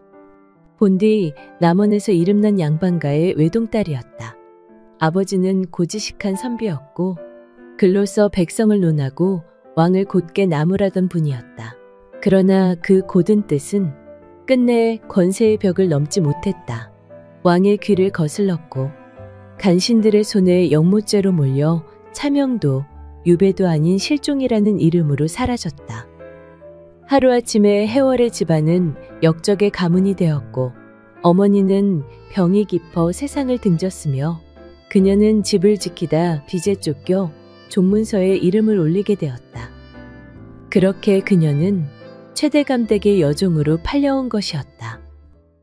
그날 이후 최대감은 아침마다 쓸데없는 심부름을 만들어 해월을 불러댔고 해월은 최대감의 시커먼 속내를 뻔히 알고서도 말없이 묵묵히 시키는 일을 해냈다. 그녀는 최대감의 부름에도 눈길을 주지도 허튼 웃음조차 보이지 않았다. 탐욕스러운 최대감은 점점 그 무심함에 오히려 더 마음을 뺏기기 시작했다. 다른 계집처럼 아양이나 좀 떨 것이지. 어찌 저리 차갑단 말이냐. 그는 혼잣말로 투덜거리면서도 점점 그녀에게 눈을 떼지 못했다. 그러던 늦은 밤, 달빛이 길게 마당을 비추고 집안이 모두 잠든 시각. 최대감은 비틀린 마음 하나를 품고 조용히 여종방 앞에 섰다. 바람도 숨을 죽인 밤이었다. 그는 문 앞에서 잠시 숨을 고르고는 조심스럽게 문을 열었다. 문이 열리자 그 안에는 웅크리고 잠든 해월이 있었다. 그는 까치발을 들어 조용히 문턱을 넘으며 누워있는 해월에게 속삭였다. 이 늙은이 마음이 외로워 그런 것이니 나를 나무라지 말아라. 해월이 눈을 뜨자 익숙한 노인의 가면 뒤 짐승 같은 탐욕이 훤히 드러난 눈이 보였다. 지금 뭐 타는 것입니까? 아무리 제가 이 집의 여종이라 한들 어찌 대감이라는 분이 이리도 천한 짓을 서슴없이 하실 수 있단 말입니까? 허허, 내 참 기가 막혀서 네가 아직도 양반댁 핏줄인 줄 알고 사는 게냐? 그는 해월의 턱을 억지로 들게 하며 말했다. 양반이었든 종이었든 지금 네 자리는 내 집 종이다. 내가 부르면 와야 하는 종년일 뿐이란 말이다. 해월은 그의 손을 뿌리쳤다. 차라리 그 손에 죽는 것이 낫지. 저는 그따위 치욕은 감당치 않을 것입니다. 해월의 눈빛은 결연했고 그 안엔 두려움보다 먼저 분노가 이글거렸다. 해월은 온몸을 던져 도망치려 했으나 최대감의 소나기는 이미 그녀의 팔을 거칠게 움켜쥐고 있었다. 방 안의 문은 굳게 닫혀 있었고 바깥 세상은 너무도 조용했다. 눈을 감고 이를 악문 해월의 뺨 위로 굵은 눈물이 한 줄기 흘러내렸다. 그날 밤 창밖엔 비가 내렸다. 기와를 때리는 빗소리는 방 안의 숨죽인 울음과 짐승 같은 숨소리를 삼켜버렸다. 다음 날 새벽, 최대감에게 짓밟힌 그날 밤, 해월은 견딜 수 없는 수치와 절망에 사로잡혀 그 집을 뛰쳐나왔다. 말없이 치마자락을 꼭 쥔 채 해월은 짙은 어둠 속 산길을 무작정 올랐다. 외딴 절벽 끝, 낭떠러지에 다다른 그녀는 안개 자욱한 절벽 아래를 말없이 내려다보았다. 이대로 뛰어내리면 고통도 기억도 모두 사라질 수 있을 것 같았다. 더럽혀진 이 몸, 어찌 씻으리까? 모든 걸 다 잃었으니 사는 것이 죽는 것보다 못해. 한 발 내딛는 순간 누군가 뒤에서 그녀의 팔을 덥석 붙잡았다. 이보시오. 해월이 화들짝 놀라 돌아보니 거기엔 헌 도포를 걸치고 집신을 질질 끌던 초췌한 선비 하나가 서 있었다. 지금 못하는 짓이오. 해월은 그제야 주저앉아 아이처럼 엉엉 울음을 터뜨렸다. 선비는 해월이 눈물을 그칠 때까지 옆에서 말없이 기다려 주었다. 그리곤 그녀는 그 선비에게 처음이자 마지막으로 자신의 이야기를 들려주었다. 저는 더럽혀졌습니다. 죽어 마땅한 몸이옵니다. 선비는 조용히 고개를 저었다. 선비는 주변을 둘러보다가 조심스럽게 물었다. 행여 돌아갈 데가 없으시다면 일단 제 집으로 몸부터 좀 숨기시지요. 해월이 놀란 눈으로 그를 바라봤다. 선비는 급히 손을 내저었다. 오해는 마시오. 사사로이 흑심은 없습니다. 다만 최대감이라는 작자가 한 짓을 듣고도 그 집으로 도로 보내는 건 사람이 할 짓은 아닌 듯 싶어 그러하오. 잠시 망설이던 해월은 더는 물러설 곳이 없다는 듯 고개를 끄덕였다. 선비는 해월에게 자신의 겉도포를 벗어주고 조용히 함께 산길을 걸어 내려갔다. 그날 이후 그녀는 그 선비의 집에 몸을 숨기게 되었다. 선비의 집은 마을 끝자락, 뒷산이 가깝고 앞으론 개울이 흐르는 외진 곳이었다. 낡고 작은 초가였지만 해월은 그곳에서 처음으로 마음을 놓고 잠을 잤다. 아무 걱정 마시오. 산 아래 누구도 여기까진 오지 않소. 해월을 구해준 이선비는 늦은 나이까지 홀로 지내며 산속 초가집에서 글 공부에만 몰두해온 사람이었다. 학식은 높되 벼슬엔 뜻이 없고 재물이나 세속에 욕심도 없는 자였다. 사람들은 그를 노총각 선비라 불렀고 그는 늘 조용히 책상 앞에 앉아 자기 길을 묵묵히 걸어가는 사람이었다. 그렇게 두 사람은 한 지붕 아래 각자의 자리에서 묵묵히 하루를 보냈다. 해월은 물 깃고 방을 쓸며 집안일을 했고 선비는 말없이 마당에 장작을 패고 책을 펼쳤다. 그 속에서 해월은 조금씩, 아주 조금씩 마음의 상처를 지워나가는 듯 했다. 그렇게 며칠이 지나고 몇 달이 지나고 해월은 종일 입맛을 잃었고 속이 메스꺼리는 증상이 이어졌다. 가슴이 뻐근하게 부어오르기 시작했고 낮은 열기와 함께 알 수 없는 현기증이 덮쳐왔다. 그녀는 장독대 옆에 쭈그려 앉아 토해냈다. 바로 그 순간 해월은 멍하니 자신의 배를 감쌌다. 설마 아닐 거야. 그럴 리가 없어. 바람에 창문이 덜컹였고 방 안은 침묵만이 흘렀다. 해월은 두 손으로 자신의 배를 감싸쥐곤 마치 벌레라도 기어다니는 것처럼 몸을 떨었다. 이 안에 저 흉악한 자의 피가 흐르고 있다니 내가 어찌 이 아이를 낳을 수 있단 말이냐. 그 짐승 같은 자의 아이를 이 몸속에 품고 살아가야 할 바에 그냥 같이 죽는 게 나아. 해월은 이불 속에 얼굴을 묻고 소리 없이 울음을 토했다. 그러다 문득 배를 어루만지자 작은 움직임이 느껴졌다. 그 작은 움직임, 그 따뜻한 기척이 해월을 멈춰 세웠다. 해월은 마른 입술을 달싹이며 한참을 머뭇거리다 끝내 입을 열었다. 나으리, 그날 절 왜 구해주셨나이까? 선비는 잠시 말을 잇지 못하고 그녀를 바라보았다. 왜 그러시오? 무슨 일 있소? 그날 벼랑 끝에서 그냥 떨어져 죽어야 했나 봅니다. 저 새들감의 아이를 가졌습니다. 해월의 말에 선비는 놀라 두 눈을 부릅뜨며 숨을 삼켰다. 입술이 말라붙은 듯 당장 아무 말도 하지 못했다. 등불 아래 해월의 고개는 점점 더 낮아졌고 마른 입술 사이로 억눌린 한숨이 새어나왔다. 이제라도 제게 등을 돌리셔도 좋습니다. 비웃으셔도 괜찮고 내쫓으셔도 괜찮습니다. 해월은 떨리는 손으로 배를 감쌌다. 그러나 그때 선비는 천천히 숨을 고르더니 말없이 그녀에게로 다가와 조심스레 등을 감쌌다. 그의 손길은 따뜻했고 조용했다. 당신과 이 아이는 죄가 없소. 죄를 지은 자는 오직 그자 하나뿐이오. 감히 청하건대 그대가 허락해준다면 이 아이의 아비가 되고 싶소이다. 그대와 이 아이, 더는 세상에 홀로 남지 않게 내가 곁에서 지켜주게 해주시오. 해월은 그대로 선비의 품에 무너졌다.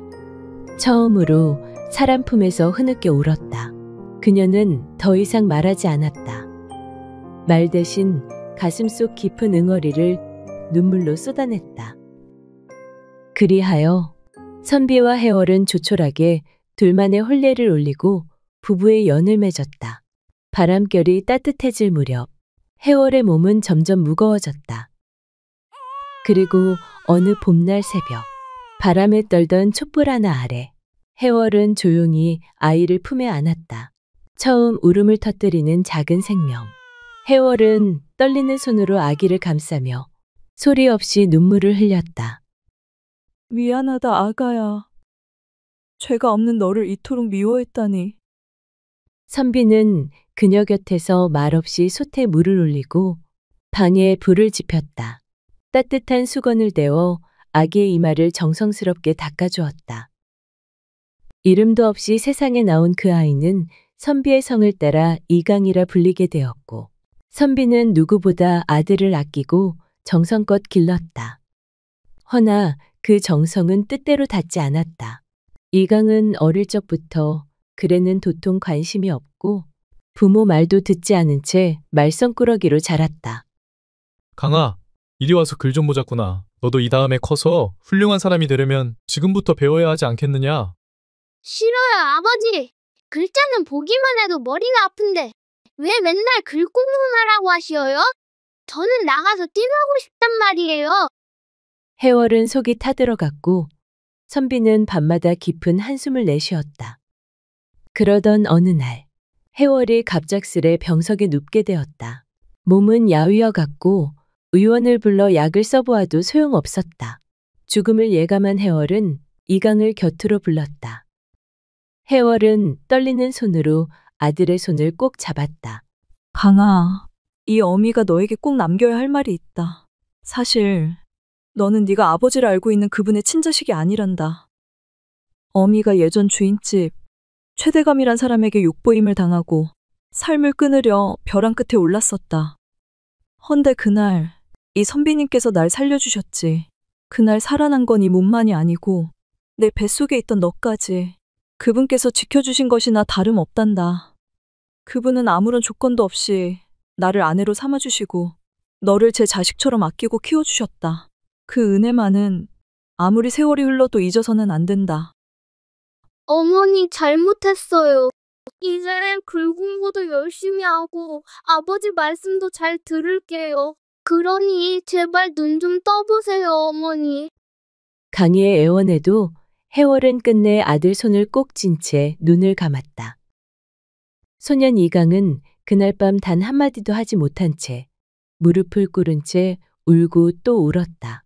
그날 이후 이강은 달라졌다. 이전에 말썽 부리던 모습은 자취를 감췄고 매일 새벽이면 선비 앞에 앉아 글을 읽고 질문하고 또 외웠다. 그렇게 시간이 흘러 어느덧 장성한 총각이 된 강희는 자신의 친아버지가 누구인지 조심스레 마음에 품기 시작했다. 어머니를 지독히 괴롭혔던 최대감을 생각하면 속이 끓고 피가 거꾸로 솟는 듯 했으나 한편으로는 자신을 이 땅에 낳게 한 자가 누구인지 알고 싶은 마음도 조금씩 커져갔다. 강희는 이 선비에게 며칠간 한양에 다녀오겠노라 말한 뒤 몰래 발걸음을 최대감이 있는 그 고을로 향하였다. 어머니가 끝내 돌아보고 싶지 않아 하던 그 마을. 어릴 적 가을이면 어머니는 노랗게 물든 은행잎을 한참 바라보고 말하셨다. 어미는 저 나무만 보면 잊고 싶은 그 집이 자꾸 떠오른단다.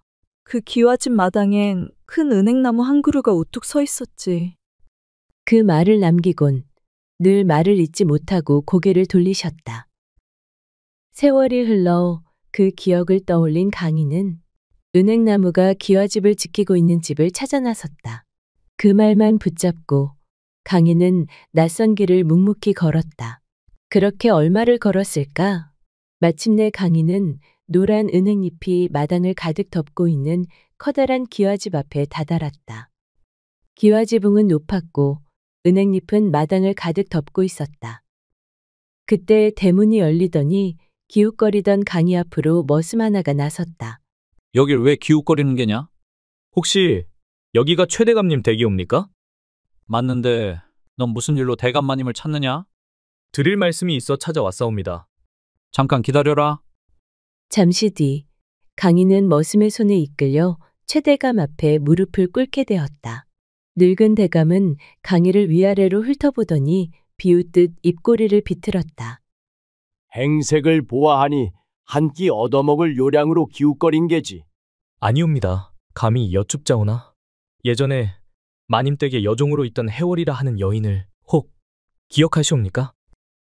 그때 최대감은 해월이라는 이름을 듣고는 한동안 골똘히 생각에 잠겼다. 그러다 문득 무릎을 탁 치며 말했다. 아, 그 계집 종년 말이냐? 말도 없이 새벽에 사라졌었지. 그런데 그 아이를 왜 묻는 게냐? 강희는 조심스레 입을 열었다. 사실 저는 그분의 아이입니다. 최대감의 눈이 휘둥그레졌다. 뭐라고? 네가 해월이 그 종년의 자식이라고? 그는 이내 눈썹을 찌푸리며 다그쳤다. 그런데 네가 무슨 일로 나를 찾아왔단 말이냐?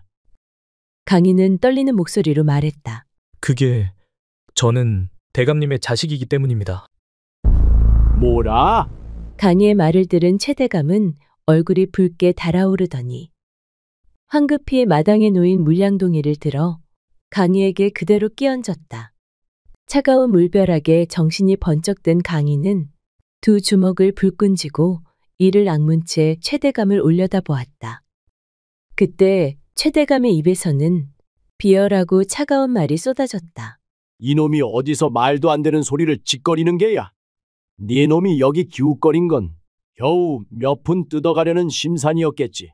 애끼 이놈, 당장 썩 물러가지 못할까? 천한 종년의 핏줄 따위가 여기가 어디라고 와서 말도 안 되는 소리를 하는 게야. 얼굴과 옷이 흠뻑 젖은 강희는 얼어붙은 듯 말이 없었다. 야 이놈아, 썩 꺼져라! 그러나 이내 부르르 떨리는 손으로 주먹을 움켜쥐고 조용히 일어섰다. 그토록 어머니를 괴롭히고 자신을 세상에 태어나게 한 자가 이토록 비열하고 교활한 자라는 것을 뼈저리게 깨달았다. 이런 자를 아버지라 생각하고 찾아온 내가 바보였다. 강희는 이를 악물었다. 속이 뒤틀릴 만큼 분했다. 겨우 한 조각의 정이라도 있을까 기대했던 어리석은 마음이 부끄러웠다. 돌아서 걷는 강희의 뒷모습은 그 어느 때보다도 무겁고 단단해져 있었다. 강희는 젖은 옷을 입은 채 그 마을을 벗어났다. 아버지라는 자는 차마 입에 담기조차 부끄러운 자였고 자신이 어리석었음을 깨닫는 데엔 하루면 충분했다. 진정한 아버지란 피를 나눈 자가 아니라 마음을 나눈이라는 걸 알게 된 순간이었다. 며칠 뒤 산골 초가집으로 돌아온 강희는 말없이 선비 앞에 엎드렸다. 다녀왔습니다, 아버지. 선비는 조용히 차를 따르며 물었다. 그 자가 너를 알아보았느냐? 강희는 손에 쥐고 있던 찻잔을 놓고 놀란 눈으로 선비를 바라보았다. 제가 그 자를 만나러 갔다는 걸 어떻게 아셨습니까?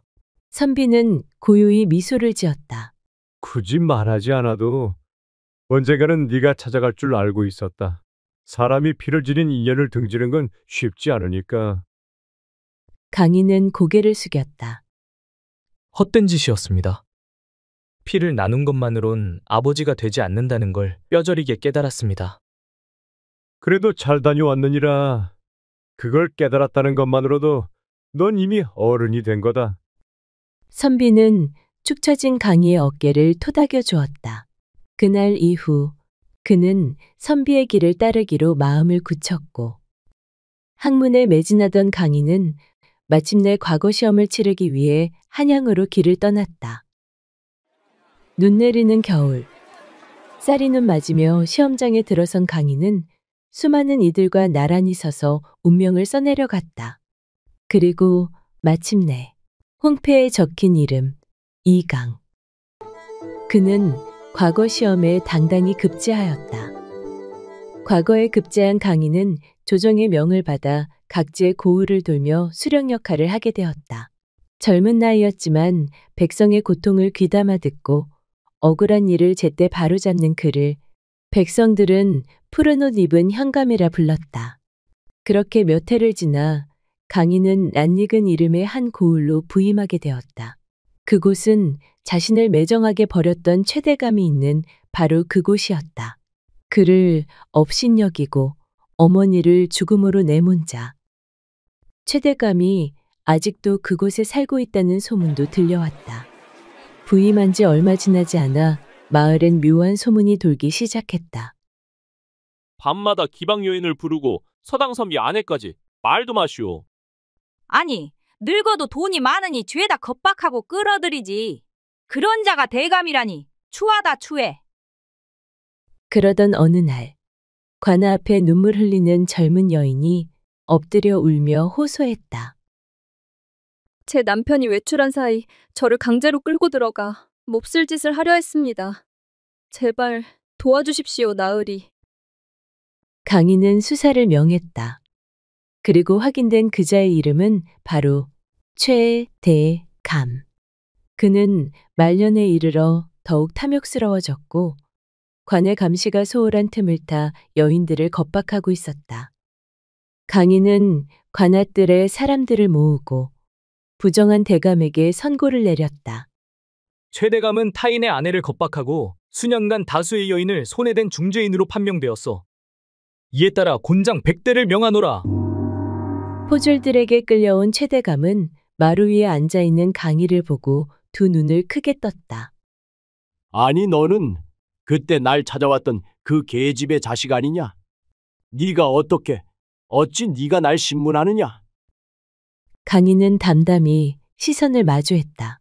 네 죄를 네가 알지 못하느냐? 백성을 괴롭힌 죄도 중죄이거늘 죄 없고 연약한 여인을 능욕하고도 이토록 뻔뻔스러울 수가 있단 말이냐? 오늘 이 자리에서 반드시 대가를 치르게 하겠다.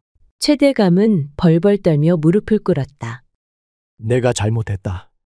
그래도 나는 네 아비 아니냐? 그런 내가 이리 끌려와 곤장을 맞는다니. 이 늙은이를 단 한 번만 봐주지 않겠느냐? 제발 한 번만 눈 감아다오. 내일이 부탁하마. 강희는 차가운 목소리로 말했다. 아비? 날 그렇게 내쫓을 땐 언제고 피가 같다고 아비가 되는 것이 아니다. 그간 네가 저질러온 갖은 악행으로 상처 입은 이들이 얼마이더냐? 오늘은 네 죄에 대한 대가를 너 스스로 받게 될 날이니라. 여봐라, 곤장 100대 즉시 시행하라. 최대감의 절규가 마당을 울렸지만 포졸들은 이미 목침에 그를 엎드리게 하고 곤장을 내리쳤다. 피가 튀고 살점이 터져도 강희는 단 한 번도 고개를 돌리지 않았다. 하늘이 두렵거든. 그리 살지 말았어야 했다. 작은 주막 어귀를 지나던 강희는 한 여인이 아이를 품에 안은 채 마당 한켠에서 소리 없이 울고 있는 모습을 보게 되었다. 그 아이는 젖도 못 빨고 울어댔고 여인의 옷은 해졌으며 그 얼굴에는 깊은 상처가 번져 있었다. 이강은 문득 발걸음을 멈췄다. 주모가 수군거렸다. 저 여인이 바로 그 종년이라지. 최대감이 손댄 여자. 아이까지 낳았는데 들켜서 쫓겨났다지 뭐야? 어휴, 애는 무슨 죄냐? 이강은 그 말을 듣고 그 여인을 조용히 바라보았다. 젊은 시절 어머니 해월이 떠올랐다. 떨리는 손으로 자신의 배를 감싸쥐고 슬피 울었을 그날의 모습이 그는 여인의 앞에 다가가 낡은 돈주머니 하나를 내밀었다. 그대가 죄인이 아니오. 이 아이도 마찬가지오. 부디 아이만은 바르게 키우시오.